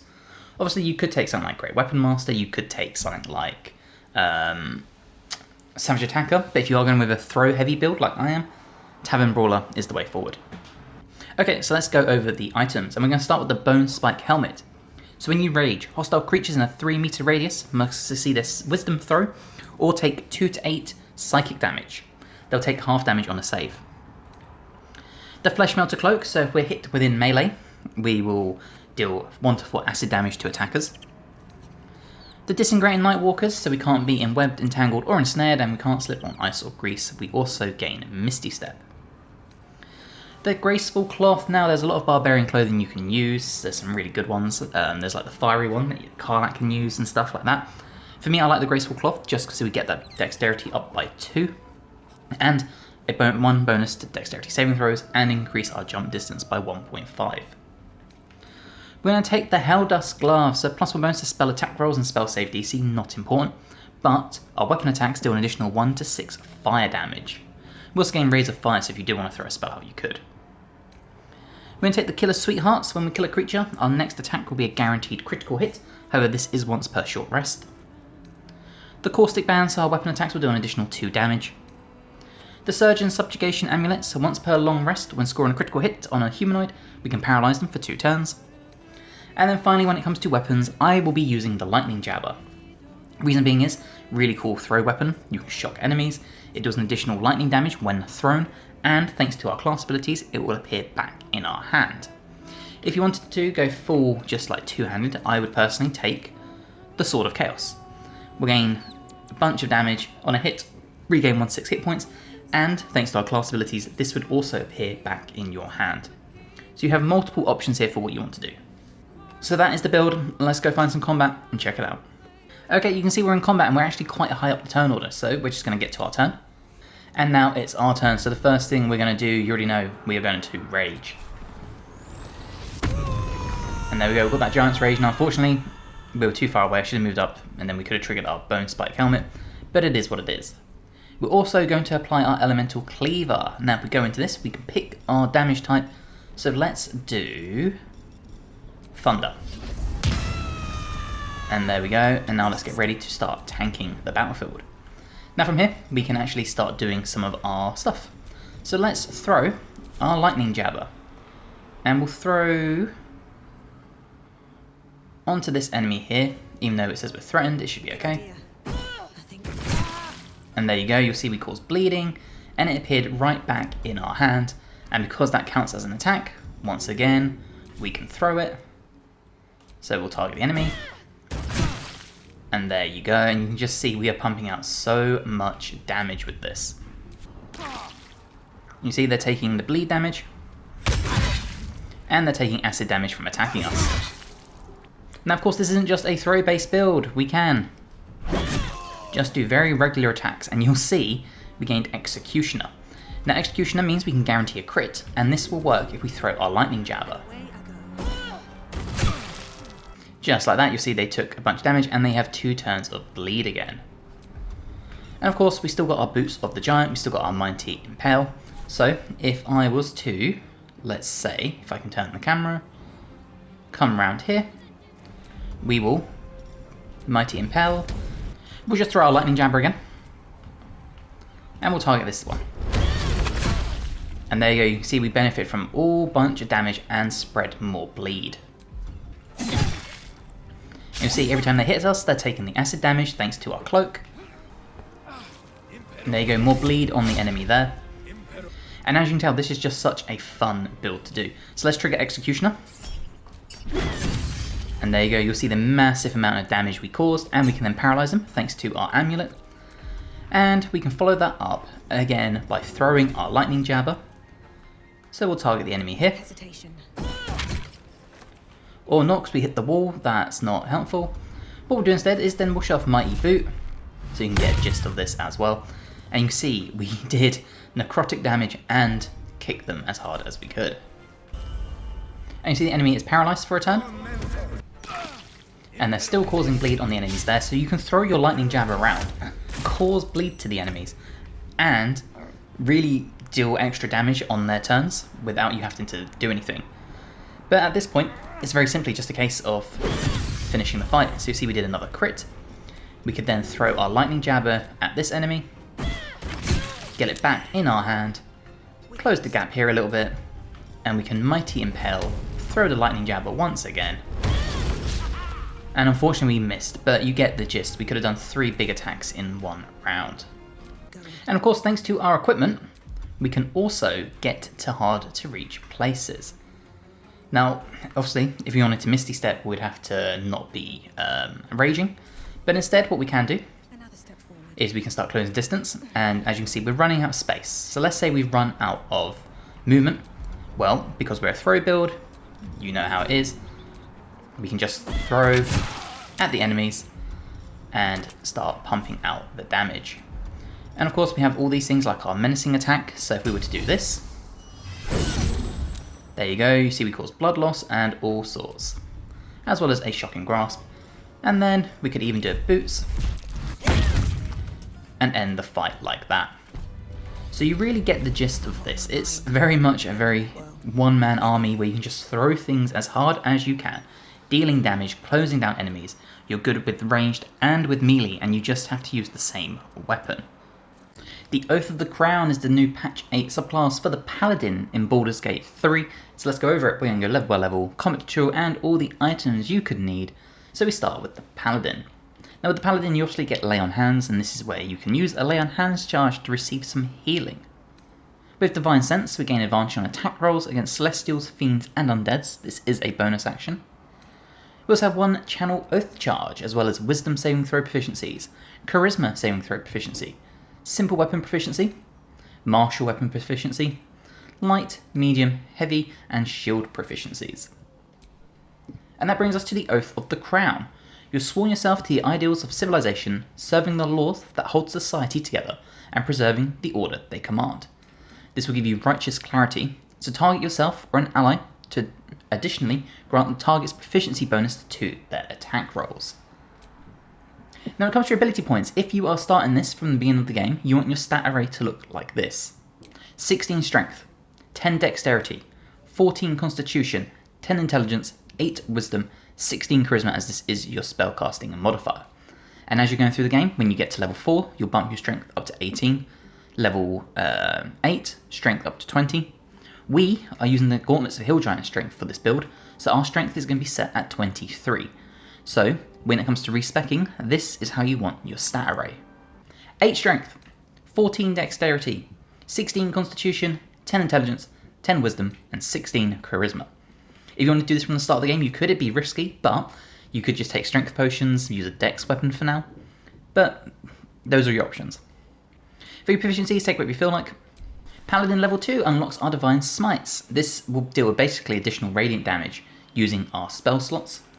We also have a bunch of spells we can choose from, so as we jump into it, the first thing we can get is our fighting style, and for this one, we're going two-handed. You could do sword and shield if you want to, but I'm going to take great weapon fighting. When you roll a 1 or 2 on a damage die for an attack with a two-handed melee weapon, that die is re-rolled once. And then you get to pick your spell. So for this one, I would personally take Searing Smite for a Fire Smite, Thunderous Smite, so we have a Thunder Smite. I would take Cure Wounds, so we've got some healing capabilities. I would take Compelled Duel, so you force an enemy to only attack you. This is a nice way of tanking, because tanking isn't really a thing in like D&D and Baldur's Gate. And then I'd also take Wrathful Smite, so we have a psychic based one. Paladin level 3 brings Divine Health, so the divine magic flowing within you prevents disease from affecting you. We have Turn the Tide, so shout out and heal all nearby non-enemy creatures. So as you can tell, this is very much about defending and healing, and lots of really cool things like that, so it's a very protective based subclass. Champion Challenge, so challenge the enemies around you, compelling them to only attack you. Any attacks they might make against other targets have disadvantage. Again, protecting allies, tanking, really nice like traditional based like warrior sort of RPG subclass. We gain more spells, so for this one I would take Compelled Duel again, for some reason it keeps removing it. And then I would also take Command. Command a creature to flee, move, closer, freeze, drop to the ground, or drop its weapons. Paladin level 4 brings an extra lay on hands charge and a feat. So for this one, like I said, if you are starting from the beginning of the game, bump your strength up to 16. Because we're not, we're going to bump our charisma up to 18. Now for a spell here, I would take Bless. Bless up to 3 creatures, they gain a plus 1d4 bonus to attack rolls and saving throws. Paladin level 5 brings an extra attack, so if we make an attack with our action, we can follow up with an extra one. And we gain access to level 2 abilities and spiritual weapon as a bonus action. So when it comes to your abilities here, I would take the 2 it recommends, Lesser Restoration and Branding Smite, so we have a radiant based smite. Paladin level 6 brings Aura of Protection. You and any nearby allies gain a plus 4 bonus to saving throws. The aura disappears if you fall unconscious. We gain 1 more spell, so for this one you could take Protection from Poison. I would personally take Aid just to get the 5 temporary hit points, or the 5 more maximum hit points I should say. Paladin level 7 brings Divine Allegiance. When an ally within 1.5 meters of you takes damage, you can use a reaction to magically substitute your own health for the allies, taking the damage instead. This is incredible. What it also means is that not only we're protecting allies, we need a way now of boosting our health pool, and that is what our equipment will do, and I will show you. Now at this point I would take the reverse of whatever you didn't take before, either Aid or Protection from Poison. Paladin level 8 brings a new feat. Now for this one, again, strength to 20 if you're currently at 18. If you're respecking once you've got the gloves, take your charisma to 20.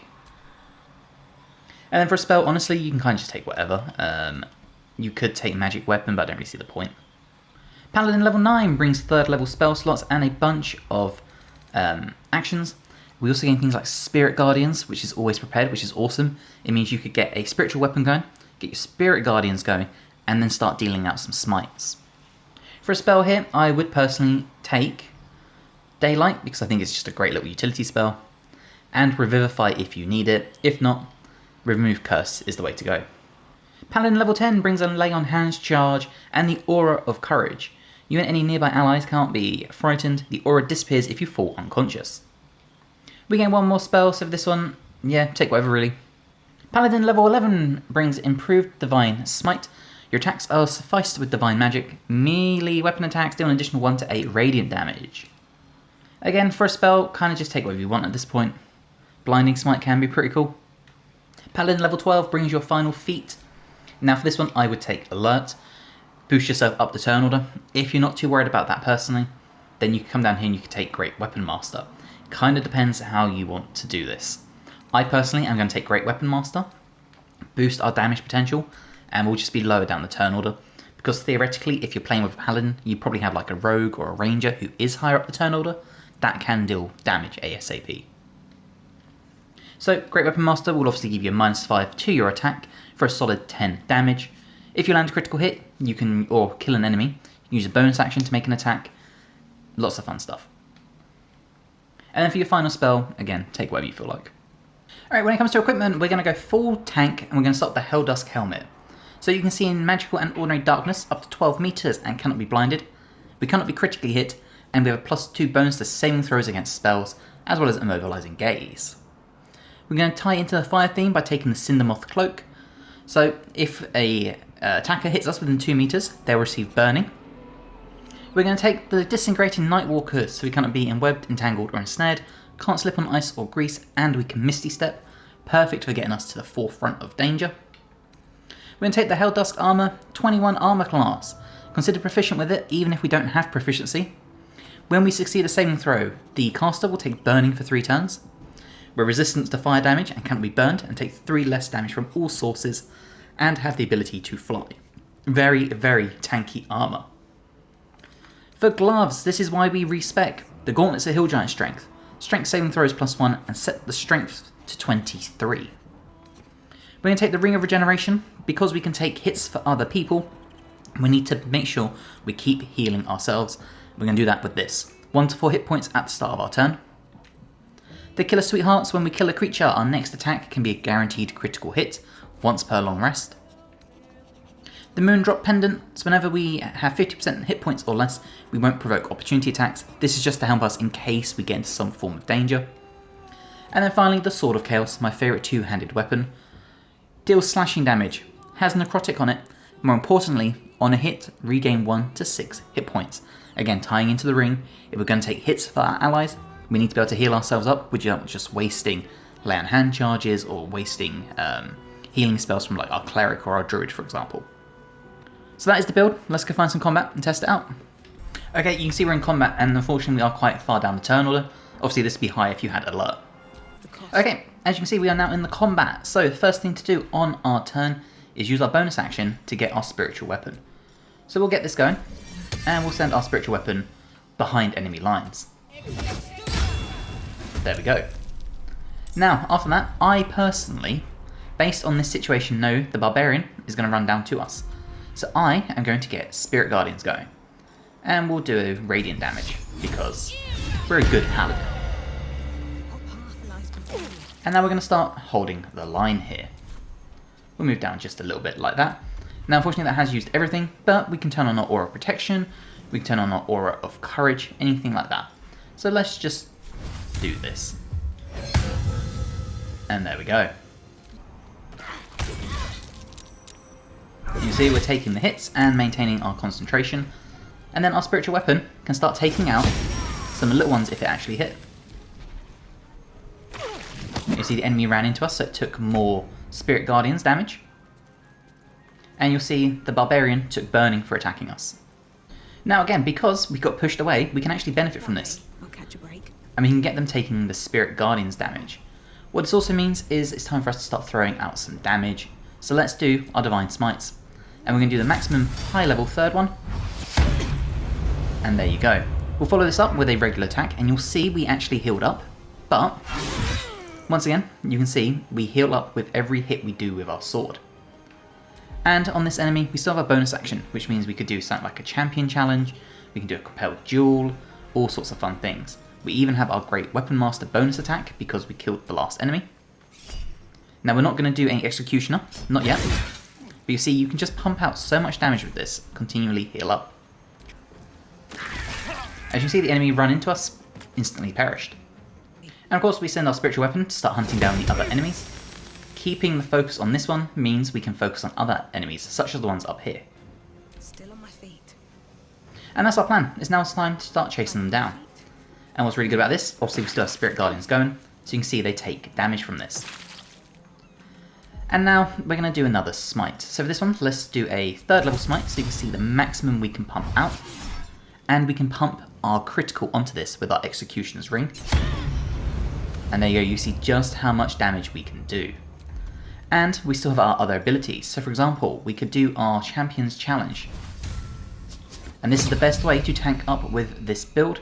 This will now ensure that any attack on our allies are disadvantaged. And we can just continually pump out more of this. We can also do other smites. So if we were to come in here with another 2nd level, you see we land another critical hit. And there you go, forcing the enemy to target us, and because they've got a bow, nice little disadvantage. And we'll wipe, hopefully, some more damage off of this enemy. Just like that. I won't give in.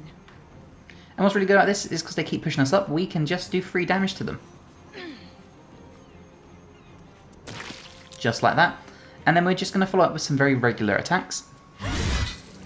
And we're going to keep healing our health pool. So as you can see, throughout this whole fight, even though we've taken the bulk of the damage, we've only lost 1 HP so far. And then it's very simply just a case of ending the fight with our summon, just like that. Is that blood? And that really is the gist of this build. You hold the line, compel people to target you, and throw up Spirit Guardians so they run into you, difficult terrain if they leave and then try and run back, take extra free damage, and essentially you can just stand there and pummel enemies with your smites. Now what I want to point out is, you can see we've lost our Channel Oath. We also do have our Lay on Hands, so if I just use one of these, we'll do a Lay on Hands Greater Healing, and we'll put this on, we'll do Jahira. And then we'll do another one, and we'll put this on Shadowheart. If we come in here, you'll see we have 1 left.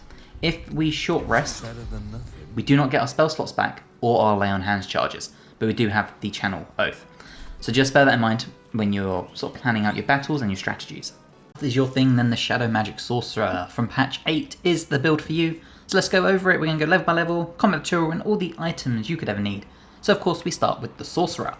Now with the Sorcerer we gain Constitution saving throw proficiency. This is amazing for helping with concentration. Charisma saving throw proficiency, daggers, quarterstaff, and light crossbow proficiencies. For your cantrips, we're going to take Shocking Grasp, so we have a melee based lightning one. We're going to take Firebolt and Rare Frost, so we've got a ranged of 2 different elements. And then we're going to take Light, as this is a really nice utility based spell. For your 1st level spells, we're going to take Shield, a nice reactionary spell. You can use this to increase your armor class by 5, or to avoid taking damage from Magic Missile, all that sort of stuff. And then Magic Missile, as this is a great spell from the start of the game to the end of the game that you can upcast to shoot more. And that brings us to the Shadow Magic. You siphon your powers from the Shadowfell itself, the light in your soul snuffed out by an unsettling darkness. This will give you superior dark vision, so you can see in the dark up to 24 meters, and strength of the grave. If you reach 0 hit points, you regain 1 instead of becoming downed. And with a soft, squishy character like a sorcerer, this is a really good ability. For your ability points, we're going to have 8 strength, 14 dexterity to help with our armor class, 16 constitution, 10 intelligence, 10 wisdom, and 16 charisma, as this is our spellcasting modifier. Bridge proficiencies, take whatever you feel like. Sorcerer level 2 brings us our sorcery points, and this is what we use for our meta magics. We've got create sorcery points, and we create spell slots. We get to pick 1 more spell, so for this one we're going to come down here and take Thunder Wave. This is a really great spell for pushing enemies off of beams, balcony ledges, all that fun stuff. And then for your meta magic, we're going to take Distance spells, so we can increase the range of our spells by 50%, and melee spells will get a range of 9 meters. And we're going to take Twin Spell, so we do a cantrip like our Firebolt, we can target 2 people instead of 1. Sorcerer level 3 brings more sorcery points and darkness. You know how darkness works, but we also have Eyes of the Dark. Create a dark shroud that heavily obscures and blinds creatures within. Creatures cannot make ranged attacks into or out of it. The caster can see normally in darkness, both magical and non-magical, to a distance of 25 meters. This costs 2 sorcery points. We gain 1 more spell at this point, so for this one, let's boost our AC with Mirror Image. And we gain 1 more meta magic, so for this one we're going to take Quicken Spell, so we can spend 3 sorcery points to use a spell as a bonus action instead of a main action. Sorcerer level 4 brings your first feat, we gain another sorcery point as well. Now for this we get 1 more cantrip, so let us take Bursting Sinew, so we can explode a corpse and cause it to impale enemies around us. We gain one more spell, so for this one let's take Whole Person for that battlefield control. And we gain another cantrip, ability improvement, so let's take Charisma up to 18. Sorcerer level 5 brings another sorcery point and a new spell, so for this one let's take Fireball, because it's Fireball. Sorcerer level 6, we get a summon, the Hound of Ill Omen. This is a permanent, costs 3 sorcery points and is a bonus action. We get another spell, so let's take Counterspell, because what spellcaster isn't complete without this? Sorcerer level 7 brings 4th level spell slots and a sorcery point. So for this one, we are going to come down here and we'll take Scorching Ray. So we throw 3 rays of fire, each dealing 2 to 12 damage. Sorcerer level 8 deals a new feat and more sorcery points. We gain another spell as well, so for this one, let's take Lightning Bolt. And for your ability improvement, we're going to bump our Charisma up to 20. Sorcerer level 9 brings more sorcery points and 65 hit points finally. We also gain another spell, so for this one, we're going to take the Cone of Cold, big old AoE damage dealer. Sorcerer level 10 brings 5th level spell slots and another sorcery point. We gain another cantrip as well, so for this one, let's take Poison Spray. And for a spell here, we're going to take Cloud Kill, because it's just tremendous. We get another meta magic, so for this one let's take Quicken Spell, so allies automatically succeed saving throws against spells that require them. Sorcerer level 11 brings another sorcery point and Shadow Walk. Teleport into the shadows, the next spell you cast that turn will benefit from distant spell without casting any sorcery points. We gain one more spell, so let's do Chain Lightning, nice way of hitting all the enemies. And Sorcerer level 12 brings another feat. Now, for this one, we are going to take Disintegrate as our 6th level spell here. And then for a feat, we're going to take Alert to boost ourselves up the turn order as much as possible. Okay, let's go over our items. Now, I'm using the Browbeaten Circlet, so we gain a +1 bonus to spell save DC while threatened. You could also use the Hood of the Weave if you want to. We are using the Cloak of the Weave, +1 bonus to spell save DC and spell attack rolls, and we can use Absorb Elements, so we take half damage from the next elemental attack, and do an additional 1d6 of that element on our next attack. The boots of Genial Striding, so we're unimpeded by difficult terrain. The Robe of the Weave, armor class +2. Whenever we succeed a saving throw against a spell, we'll regain 1 to 6 hit points, and a +1 bonus to our spell save DC and spell attack rolls. We're going to pair this with the Braces of Defense, so as long as we're not wearing armor or using a shield, getting a +2 bonus to our armor class. The Burnish Ring to give us Paralyzing Ray. The Snowburst Ring, so we've got a lot of cold-based spells. Whenever we deal cold damage, we'll also create a 4.5 meter circle of ice around the target, or targets. This is really good for helping them slip over. The Necklace of Elemental Augmentation, so when one of our cantrips deals acid, cold, fire, lightning or thunder damage, we add our spell casting modifier to the damage dealt, which is an extra 5. And we're going to round this off with Marker Share, again a +1 bonus to spell save DC and spell attack rolls, Arcane Battery, so we basically get a free spell slot, and Kreshka's Favour, which means we can view ourselves with a certain element. Okay, let's go find some combat and we'll test this out. Okay, as soon as you leave camp, we are going to spend 3 of our sorcery points to get our Hellhound. And there we go, and this thing is a lot of fun. You'll see it can do an Ominous Bite, which means you can place an omen on them. It can do all the usual stuff, and it can tangle enemies. Okay, you can see we are in the combat and we're actually top of the turn order. So what we're going to do is we're going to come in here and we're going to start throwing around some darkness. And we're going to use Eyes of Darkness here. So we're going to throw this here. And there you go. What's really cool about this is that if we were to do our Quickened Magic and then do a Ray of Frost, we can still shoot people within the darkness. However, they are unable to do melee and ranged attacks. Now our little dog can also attack within the darkness like that. It does only get 1 turn though. And as you can see, the barbarian is just so confused. And we can start pumping out some more stuff. So for example, we could do a Shocking Grasp. And we can just pummel out these enemies. We can do another Quicken spell if we wanted to. And we could do another Shocking Grasp. We could boost our AC to maintain our concentration for longer. Lots of cool things you can do with your sorcery points.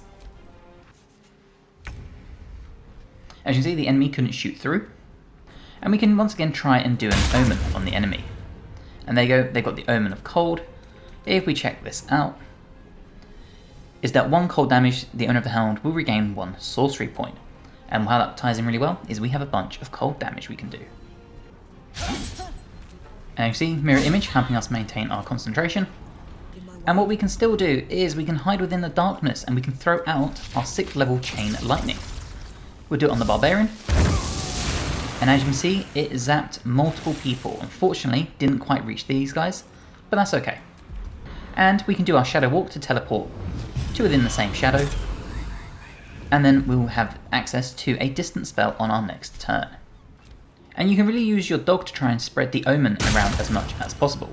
Now unfortunately they will make saves, but if you can, and then you have a nice way of regaining some sorcery points.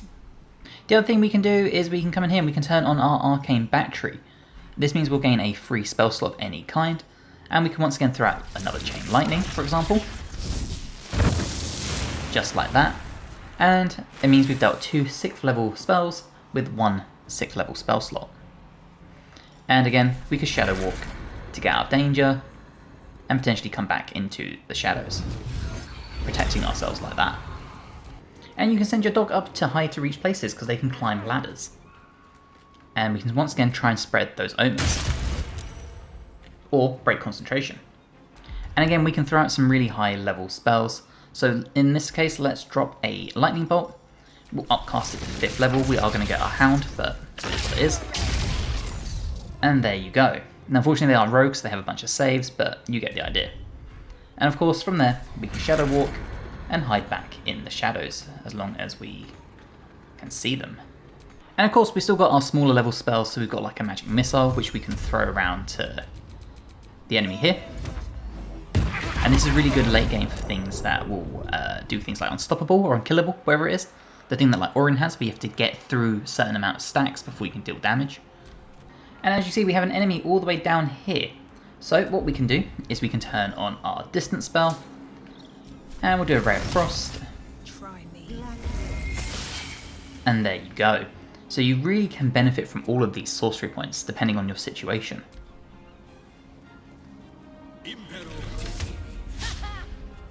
As you can see, it's still coming clutch with the mirror image. And that really is as easy as it is to play the shadow sorcery. You can just hide in the shadows, you can throw out a bunch of spells, and then you can teleport back into the shadows, benefiting from things like distance spell. It's a really cool way if you can boost to things like your attack damage with your spells and all sorts. You can pump out so much, and your dog that can spread the omens. It's an amazing way of just restacking up those sorcery points. Now one thing I do want to point out, you'll see we've lost all our sorcery points and all our spell slots. If we short rest, neither come back, so bear that in mind. The Swarmkeeper Ranger is the patch 8 new subclass for the Ranger in Baldur's Gate 3, so let's go over it level by level, combat chill, all the items that you could need. So let's start with the Ranger at level 1. This gives you strength saving throw proficiency and dexterity saving throw proficiencies, as well as simple, martial, light armor, medium armor, and shield proficiencies. Now when it comes to your favoured enemy, my first one I always like picking is the Bounty Hunter. Gain proficiency in investigation, seems very Ranger-like. Creatures you hit with ensnaring strike, either ranged or melee, have disadvantage on their saving throws. And then when it comes to your natural explorer, I personally like taking all the Wasteland Wanderers. So we're going to take fire. You gain resistance to fire damage. Now when it comes to your ability points, I would have 10 strength, 16 dexterity, 14 constitution, 8 intelligence, 16 wisdom, 10 charisma. You can switch charisma and intelligence around, whatever you want to do. For your proficiencies, take what you feel like. Ranger level 2 brings first level spell slots as well as another passive. So for this one, the first spell we are going to take is Hunter's Mark, concentration based spell that would just do additional damage. And then we're also going to take Ensnaring Strike, so your attack summons thorny vines that possibly ensnare your target. And then for a fighting style, I would personally take Archery, so we gain a +2 bonus to ranged weapon attacks. If you wanted to, you could also take something like Dueling, choice is yours, but we're going to take Archery. And level 3 is where we get our specialisation. Now before that we gain one more spell, so for this one, let's take Hail of Thorns. The Thorns deal 7 to 17 piercing damage to the target and then explode. The explosion will do an additional 1 to 10 piercing damage to the target and surrounding creatures. And then for your subclass, of course, the Swarmkeeper. This gives Praise Scent, so your swarm deals additional damage to creatures marked by your Hunter's Mark. We gain Mage Hand as a cantrip, and Fairy Fire as a spell. This is also where you get to pick your swarm, so there's bees, jellyfish and moths. Bees will essentially do piercing damage, push enemies away from you and be able to teleport you. The jellyfish can do lightning damage and potentially shock enemies. And the moths can do psychic damage and potentially blind them. And each level you can pick and choose which one you want. I personally like the jellyfish the most. Ranger level 4 gives us our first feat. And again, if you want to change your swarm you can. But for your first feat we're going to take the ability improvement and bump our dexterity up to 18. Ranger level 5 brings second level spell slots and an extra attack. You also gain web as a spell. Now for your spell here, I would personally take Spike Growth. I think it's great, lasts for 100 turns. Enemies that walk through it have their movement speed halved and will take 2 to 8 piercing damage for every 1.5 meters they move. Ranger level 6 brings us to 52 hit points. We also gain another favoured enemy. You can kind of take whatever you want depending on what you want to use. I like Sacred Flame, so we're going to take this one. And if you're a Natural Explorer, I would take Poison at this point. Ranger level 7 gives a Withering Current. So this is the resource used to cast Withering Tide. Withering Tide, you condense part of your swarm into a focused mass that lifts you up, granting you a flying speed of 3 meters and protecting you from surface effects. So if there's, fire or poison or whatever on the floor, you can float over it. We get one more spell, so for this one I would personally take something like Pass Without a Trace for outside of combat. Ranger level 8 brings Land Strider's Difficult Terrain. So difficult terrain no longer slows you down. And we gain another feat for this one, ability score improvement, dexterity up to 20. Ranger level 9 brings another Withering Current charge and Gastronous Form. We also have our third level spell slots unlocked. So for this one, obvious answer, Lightning Arrow. 6 to 48 damage and it's just incredible. Even on a save they'll still take half damage. Ranger level 10 brings Hide in Plain Sight, so you can camouflage yourself with the environment to become invisible, gain a plus 10 bonus to stealth checks as long as you stand still. We gain another favoured enemy, and at this point I do personally like taking Keeper of the Veil. And then for your Wasteland Wanderer we're going to take Cold. Ranger level 11 brings the Mighty Swarm. So your swarm has grown stronger. The swarm's regular attack now deals 1 to 8 damage, its special attack has 1 additional feature, and teleporting with your swarm now also increases your armor class for the rest of the round. We gain one more spell, so let's take Conjure Barrage. Channel your weapon's essence into Destructive Widespread Volley. Ranger level 12 brings a new feat, so for this one we're going to keep with the Jellyfish. Again, if you want to switch them out you can, I really like the Jellyfish. And then for your feat we are going to come all the way down here and we're going to take Sharpshooter. Your ranged attacks do not receive penalties from high ground rules, and much like Great Weapon Master, take a -5 to our attack for an additional 10 solid damage. Okay, let's go over our gear. We're going to start with Savarok's Horned Helm. Gain Dark Vision up to 3 meters or 15 if we already have it. Reduce our critical roll number by 1 to 19. Cannot be frightened or afflicted with emotion altering conditions. And a Constitution saving throw +1. If you want to use the Mask of Soul Perception, you really could. We're going to take the Flesh Melter Cloak. I think if you're going to have a Swarmkeeper, having acid damage kind of ties in thematically. So whenever we take melee damage, the attacker will take 1 to 4 acid damage.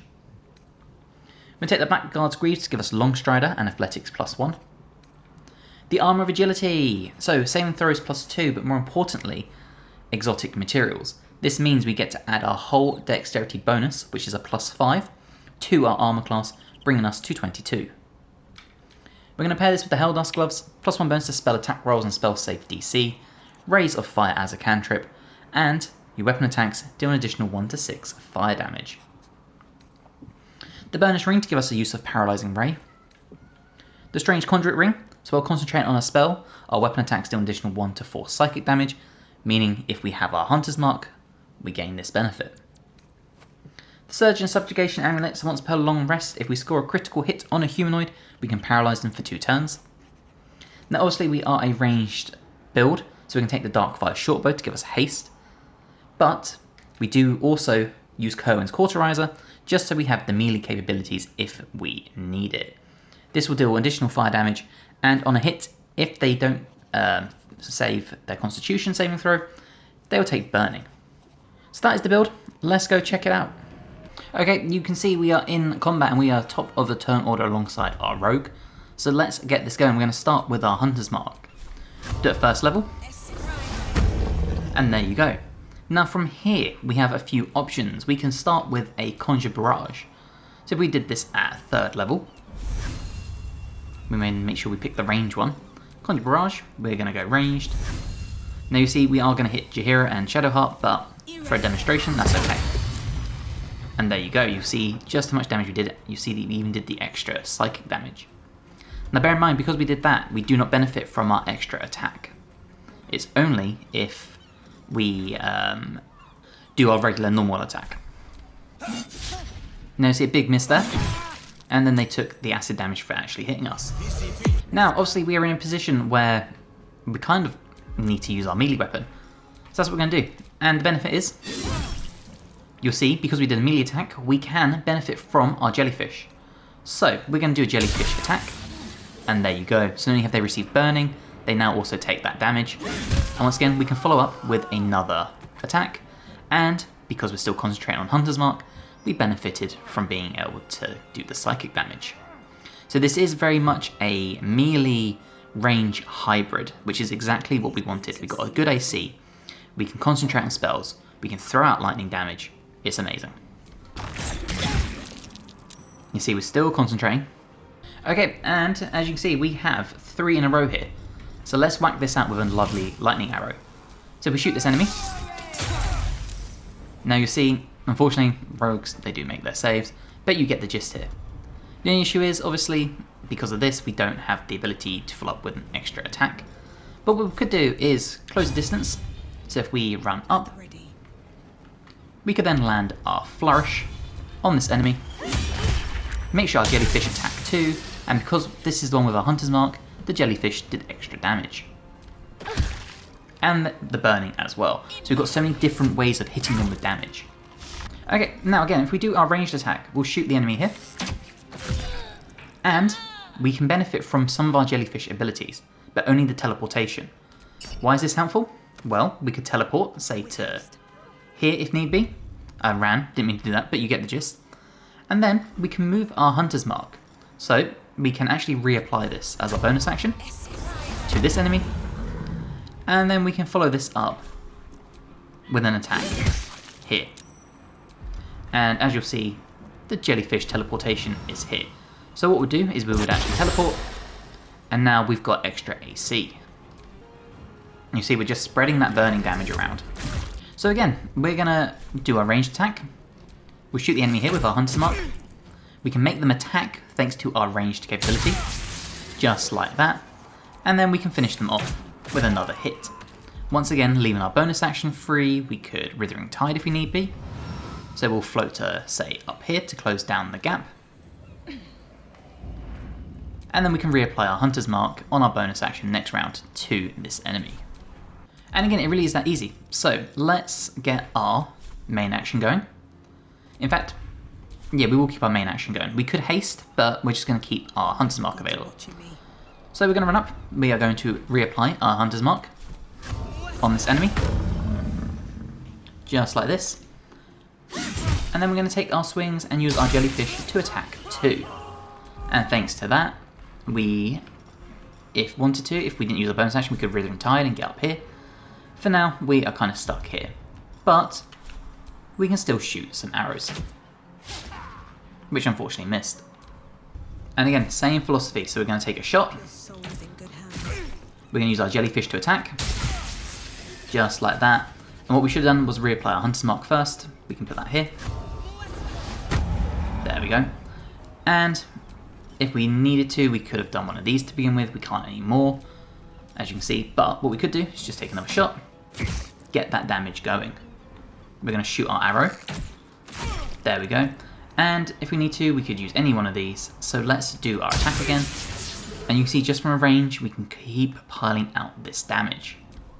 So once again, take a shot. We're going to turn on this one. And as you can see, we got that shocked and disarmed. And we follow up with another attack, which sadly missed. So one more pot shot. There we go.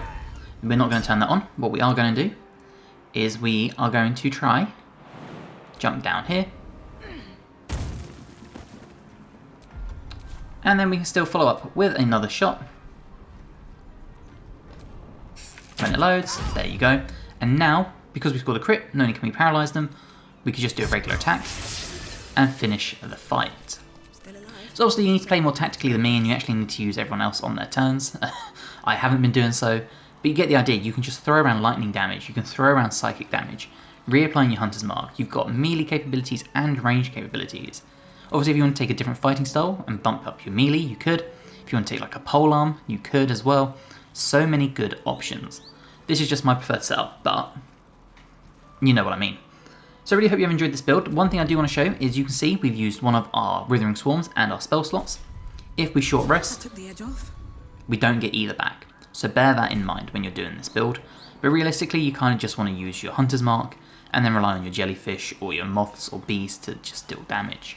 Anyone that knows me or has seen this channel before knows how much I love rogues and rangers, like they're my favourite thing to play as in RPGs. So we're going to go over patch 8 Swashbuckler, a rogue that's just been added to Baldur's Gate.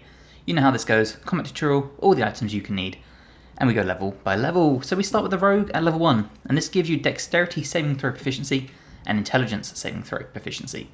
You also get simple weapon, hand crossbow, long sword, rapier, short sword, light armor proficiencies, and this is where it stops. There is no medium armor with the rogue, so bear that in mind. For your ability points, we're going to have 8 strength, 16 dexterity, 16 constitution, 10 intelligence, 10 wisdom, and 14 charisma, because what says Swashbuckler? More than charisma. For your proficiencies, take what you feel like, and the same with your expertise. Rogue level 2 brings cunning action, so we get to hide, dash, and disengage as a bonus action. Now if you're two-handing, or sorry, if you're dual wielding, you're also going to lose the ability to use your offhand attack, but being able to dash or even hide as a bonus action is perfect. Rogue level 3 is where we get to pick our specialization, so of course, the Swashbuckler. This brings fancy footwork, so if you make a melee attack against a target, they can't make opportunity attacks against you for the rest of your turn. Incredible, means you can get in and get out. And a rakish audacity. You get a +2 bonus to initiative rolls. This scales with your rogue level. You no longer need advantage to trigger sneak attack as long as you are within 1.5 meters of the target and don't have disadvantage. Amazing. Nice way of guaranteeing sneak attack more often. Rogue level 4 brings a new feat. We also gain Dirty Trick, so flick of the wrist. This means we can flick our weapon at a target to possibly disarm them, and then we gain advantage on our next attack. We've got Sand Toss, so we can throw sand at the enemy, possibly blinding them. And Vicious Mockery, much like the spell. For your ability improvement, we're going to take our dex all the way to 18. Rogue level 5 brings Uncanny Dodge, so you use your lightning quick reflexes to protect yourself. When an attack hits you, you only take half the usual damage. Rogue level 6 brings 51 hit points and more expertise, so choose what you want. Rogue level 7 brings Evasion. Your agility lets you dodge out the way of certain spells. When a spell or effect would deal half damage on a successful dexterity saving throw, it deals no damage if you succeed and only half damage if you fail. Rogue level 8 brings another new feat, so for this one, again, ability score improvement, dexterity to 20. Rogue level 9 brings Perchance, or Pancha, however you say it. Roll a persuasion check to bewilder a humanoid, who must contest it with an insight check. Enemies who fail have disadvantage, others who fail become charmed. Doesn't work on beasts, contract elementals, monstrosities, plants, or undead for 10 turns. Rogue level 10 brings a new feat. Now, for this one, we're going to take a dual wielder. So, you can use 2 weapon fighting, even if your weapons aren't light. Gain a +1 bonus to your armor class while wielding a melee weapon in each hand. Rogue level 11 brings reliable talent, so when we make an ability check with a skill we're proficient with, we can't roll anything lower than a 10. And we're going to couple this with Rogue level 12 where we get a new feat. And for this one we're going to come all the way to the bottom and we're going to choose Savage Attacker.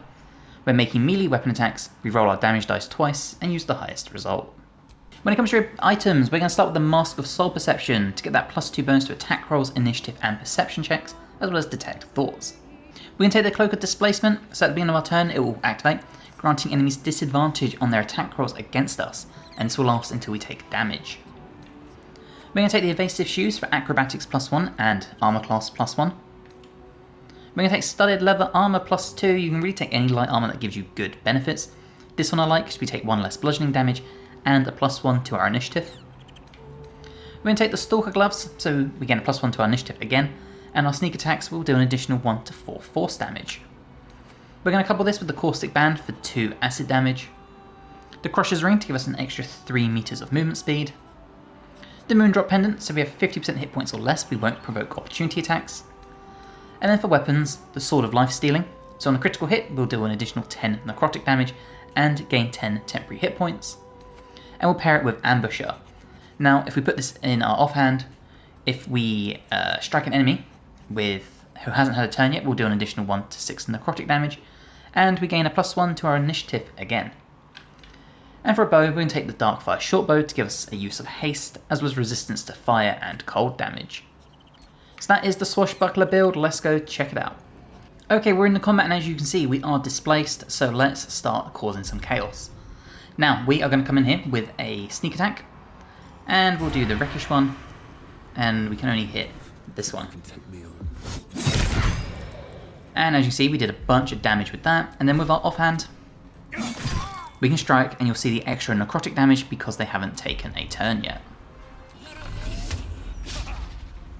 You see, nice big miss there and another nice big miss there. Okay, now I want to show some of the class abilities. So if we come in here, we'll do a sneak attack on this enemy here. Good old sneak. And there you go. Now because we hit him, thanks to our class abilities, we can run away without getting that opportunity attack. Which means we can come in here and we could try to disarm the barbarian. Just like that. Now theoretically, if you had the space, you could pick the axe up like that, and then he is stuck just using his fist to attack you. And again, another big miss. And that's now 4 misses on us. And there you go, as you can see, they are now stuck just trying to punch us in the face. And you can really use this to your benefit. So for example, we'll do another sneak attack, this time on the barbarian. And then we'll run down here and we'll try and disarm this enemy. So if I come to flick of the wrist, nice big critical hit. Now unfortunately they did save, so they didn't drop their weapon, but the damage we produced was still pretty decent. Once again, stuck using his fist to try and just punch us, and just a small amount of damage and another big miss. And that's really how you can do this. So let's pretend the enemy still has more health. We could do this to make them drop their weapon, pick the weapon up, and you can just go around collecting the enemy's weapons because you can run away thanks to no opportunity attacks. What's also really good about this is if we would come in here, we could, for example, start blinding enemies, all that sort of fun stuff. Maybe even try a Pancham. And there you go, disadvantage now. So we've nullified so many enemies just by doing this, and again, we can run away. Now see, the enemy did use their turn to pick their weapon up, which is fine, because it means we can come back in here, do a flick of the wrist, make them drop their weapon again, and so forth. We can even hit them with a big old sneak attack. Just like that. And of course, thanks to our movement speed, we can start chasing down these guys too.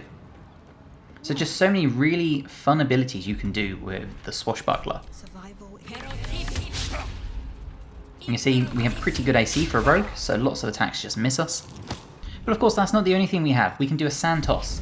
So let's throw sand in the face of this enemy, giving them disadvantage. Unfortunately they did make their save.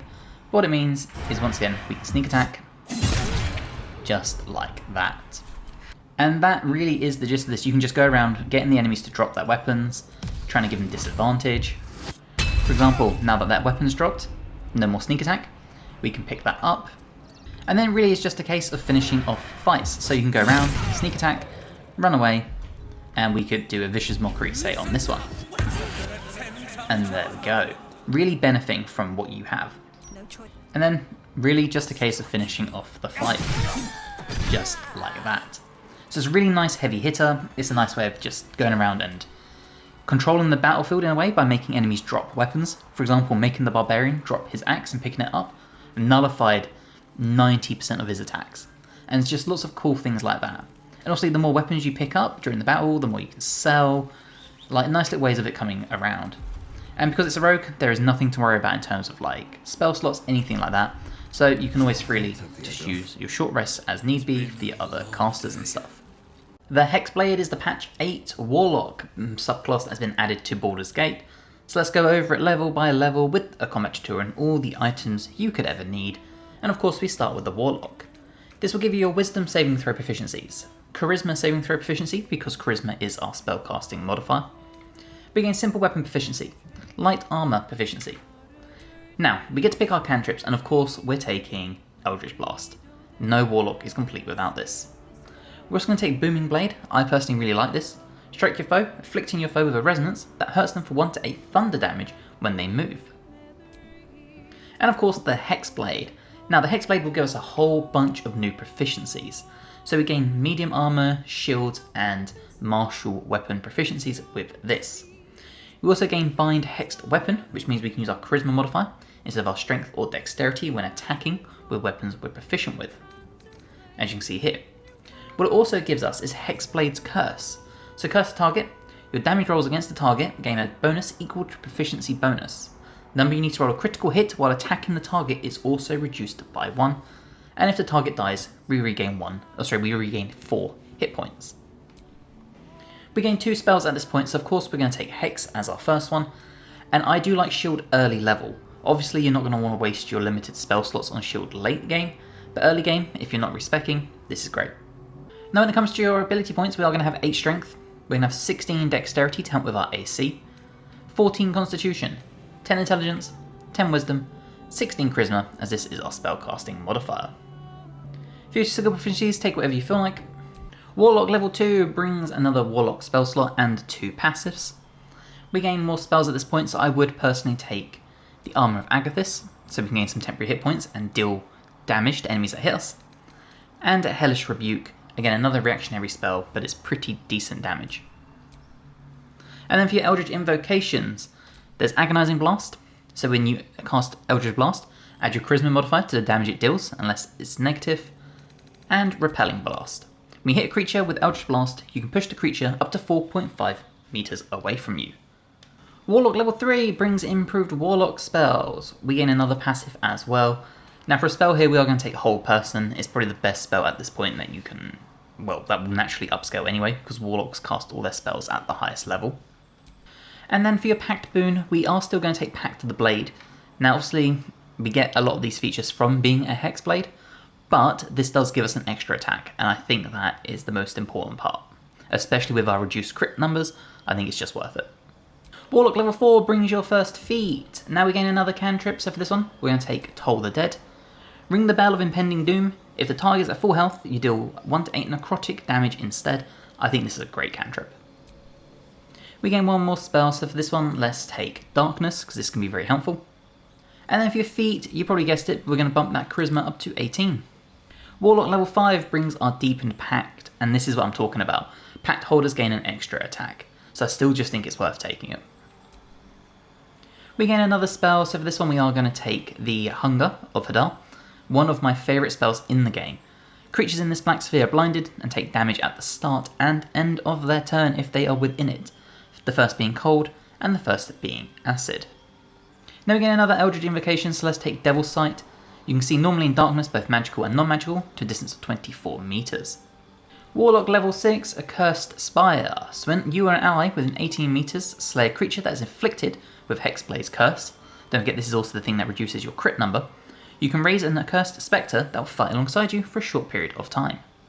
We gain one more spell, so for this one we are going to take Branding Smite. Warlock level 7 brings another passive, so we gain one more spell at this point, and we're just going to take Staggering Smite. And then for an Eldritch Invocation, I quite like the Book of Secrets, but there's also Fiendish Vigor. Choice is yours. I do think Fiendish Vigor is just a little bit better. Warlock level 8 brings another feat. Now before that we gain one more spell, and for this one we are going to take Phantasmal Killer. And then for your feat, you probably guessed it, but Charisma all the way to 20. Warlock level 9 gives us another passive and more spells. So for this one we're going to take Cone of Cold, probably the best spell at this point. For a spell here, we're going to take Dreadful Word for Confusion because it can be pretty helpful. There's not many others at this point that I would choose over it. Warlock level 10 brings the Armour of Hexes. So when a creature you curse with Hexblade's Curse attacks you, potentially nullify the attack as a reaction. This has a 50% chance of succeeding. We have another cantrip, so for this one we're going to take Minor Illusion to have that utility on the battlefield. And for a spell, the obvious answer, Banishing Smite. Warlock level 11, a spell slot gain, and a Mystic Arcanum, and for me, I think Circle of Death is the best option. The only problem is it is a insanely big AoE. So bear that in mind, it's very easy to do Friendly Fire, but I do think it's the best one. And then for a spell here, we are going to take Hold Monster in case we need that. Warlock level 12 brings your final feat of the game and another spell. For this one, I would kind of just take whatever. There's not really that many options you could need. Dominate Beast can be okay, Blight can be okay. Choice is really yours. I'm just going to take Rail of Enfeeblement. And then Life Drinker is the Eldritch Invocation to take here. Attacks made with your weapon deal necrotic damage equal to your Charisma modifier, so we're just going to gain an extra solid 5 damage. And then for your feat, Alert, +5 to Initiative, and we cannot be surprised. Okay, when it comes to equipment, we're going to take Savrok's Horned Helmet. You gain Dark Vision up to a range of 3 meters or 15 if you already have it. More importantly, the number you need to roll a critical hit while attacking is reduced by 1, so this will stack alongside your Hexblade curse. We also cannot be frightened or afflicted with emotion-altering conditions, and a Constitution saving throw +1. For a cloak, we're going to take the Cloak of Displacement. You could also take the Cloak of Protection. I just like the idea of having disadvantage on us for attack rolls from characters. For boots, the boots have genial striding, so unimpeded by difficult terrain. The Armour of Agility, so we get exotic materials. Because we can use medium armour, this will allow us to add our full Dexterity modifier to our AC. We also gain saving throw +2. For gloves, the Helldust gloves, +1 bonus to spell attack rolls and spell save DC, and our weapon attacks do an additional 1 to 6 fire damage. For a ring, the Snowburst ring, because we have got some cold spells, this is a nice way of creating ice around enemies. The Caustic Band, so we gain additional 2 acid damage. The Strange Tendril Amulet, because I love Edvar's Black Tentacles. This and the Hunger of Adar are 2 of my favourite spells in the game. I cannot preach about them enough. And then for weapons, we are actually dual wielding. Now in your main hand, have whatever dagger you like. I personally am taking the Murderous Cut. This weapon will do an additional 1 to 4 piercing damage upon targets with 50% of their hit points or fewer. And in my offhand, Bloodthirst. This will decrease your critical number. So between our helmet and our dagger, we now need an 18. Throw in Hexblade's Curse, it's now a 17. We gain True Strike Riposte, and because it's in our offhand, we gain a +1 to our armor class. Now the first thing to do after you have taken your long rest is make sure you bind your hexed weapons, like this. The other thing you want to do, so if you unequipped the hexed weapon in your main hand, and then you come in here and you bind hexed weapon, like that, what you will be able to do is still remove them from yourself like this, but if we then equip them, like so, you will see you can only have 1 bound weapon at a time, which is what I really like, having the Bloodthirst being in the offhand because it's bound, and then you can still have your first dagger as your main one. So just make sure you remember that. So again, as you can see, I've just bound it. If we come in here, our Murderous Cut is our hexed weapon, and our Bloodthirst is just a bound weapon. Okay, you can see we are in combat and we're top of the turn order alongside our rogue, so let's start doing some stuff. We can use our bonus action to do our Hexblade's Curse, and we'll throw it on this enemy here. Just like that. This lasts for 10 turns. And very simply, we're going to show off some of our attacks, as we miss with our first one. And then you see we hit with our second one for 26 damage. And there you go, you can see the increasing amount of damage we can pump out with that. And with our reaction, we actually hit with our main hand and our offhand. And you can see 2 big misses from the enemy as well. Okay, so as you can see, our Hexblade's Curse has ended, but it still means we have Hex. So we can throw our Hex on our enemy here. We'll do Dexterity, now concentrate on it. We can still pump out some really high damage with our 2 attacks per round. And you see the enemy has Hexblade's Curse on them. And again, another big miss. And because they're going to hit us, we can actually do a shield with our spell and protect ourselves. Much like that, shield has remained because it was our reaction. And we still have the ability, we could come in here and we could do our main hand attack. And you'll see we finished the enemy off like that. That still leaves us one attack available. So for example, we could do a booming blade on this enemy. And you'll see the huge crit we managed to land. And there's just so much good stuff we can do with this. And again, we can shield up.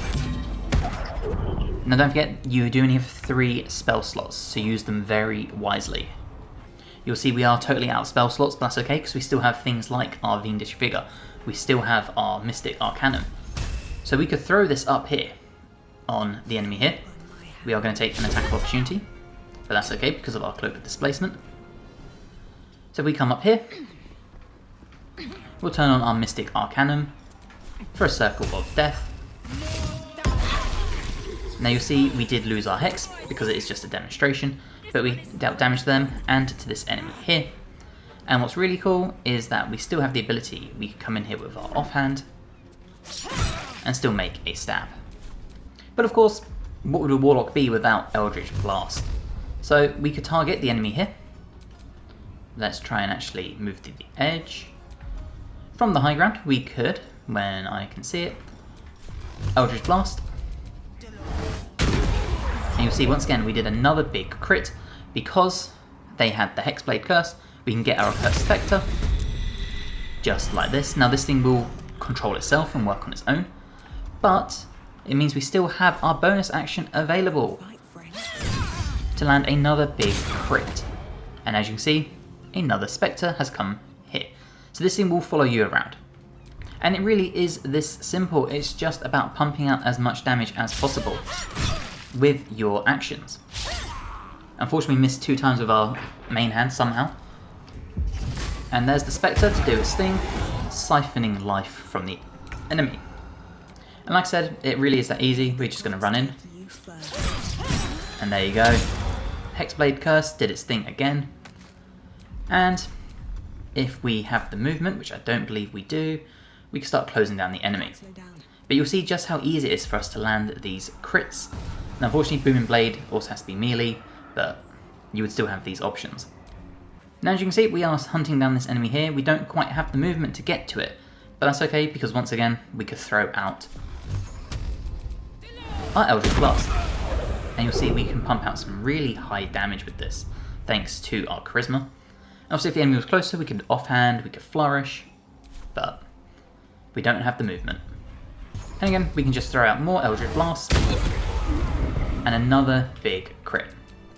You can see we also had temporary hit points on our Spectre, and this thing will continue fighting with us as long as you attack enemies.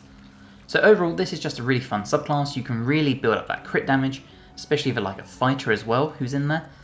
You can just pump out so much decent stuff with this.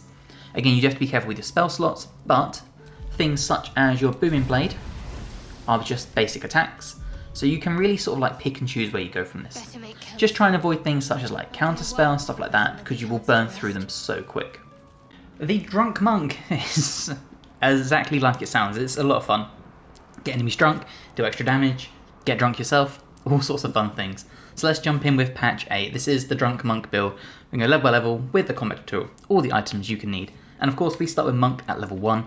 This gives you Fury of Blows as a bonus action. You can punch twice in quick succession. This uses your key points. Key points, as you can see here, kind of like your sorcery ones. You also gain Unarmoured Defense, so while we're not wearing armor, we can add our Wisdom modifier to our armor class. We gain Dexterous Attacks, so our unarmed strikes scale with Dex instead of Strength if the Dex is higher.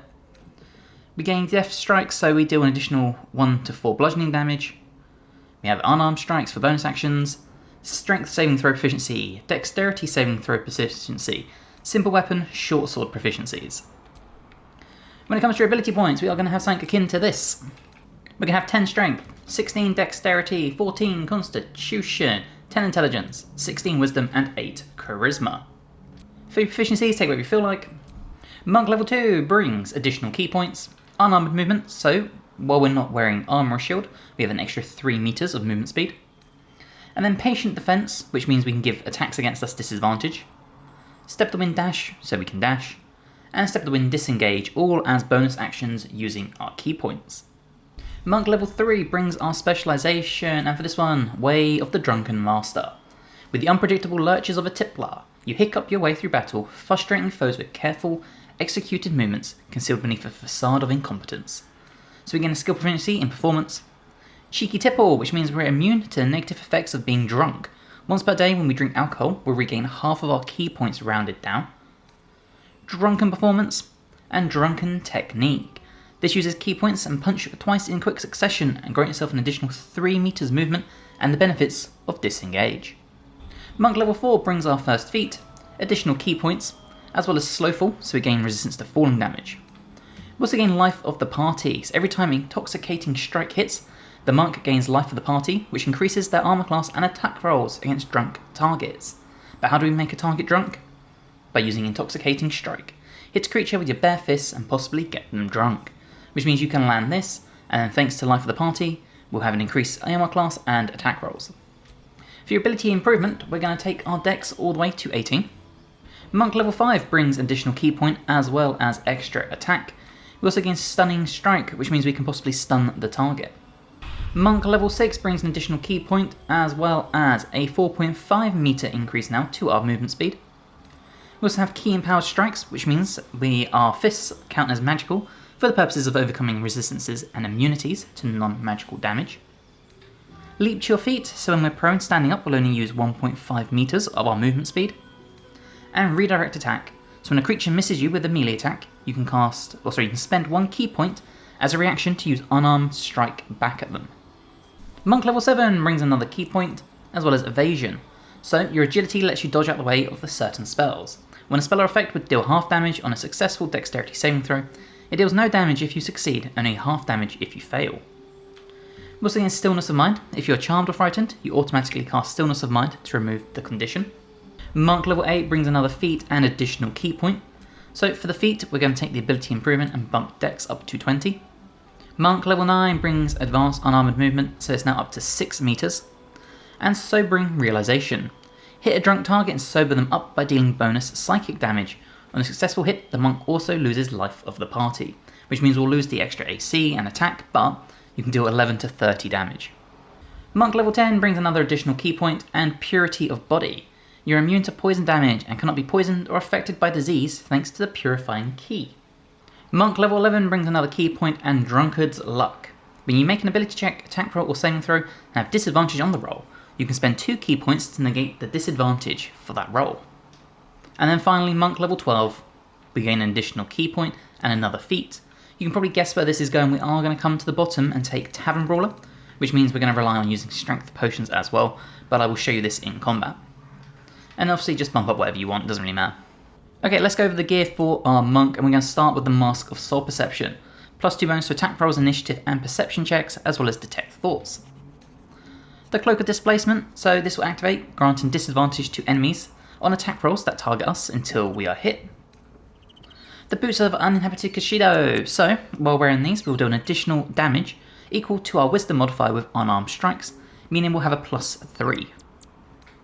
The Soul of Rejuvenation Vest, so whenever we succeed a saving throw against a spell we'll regain 1 to 4 hit points.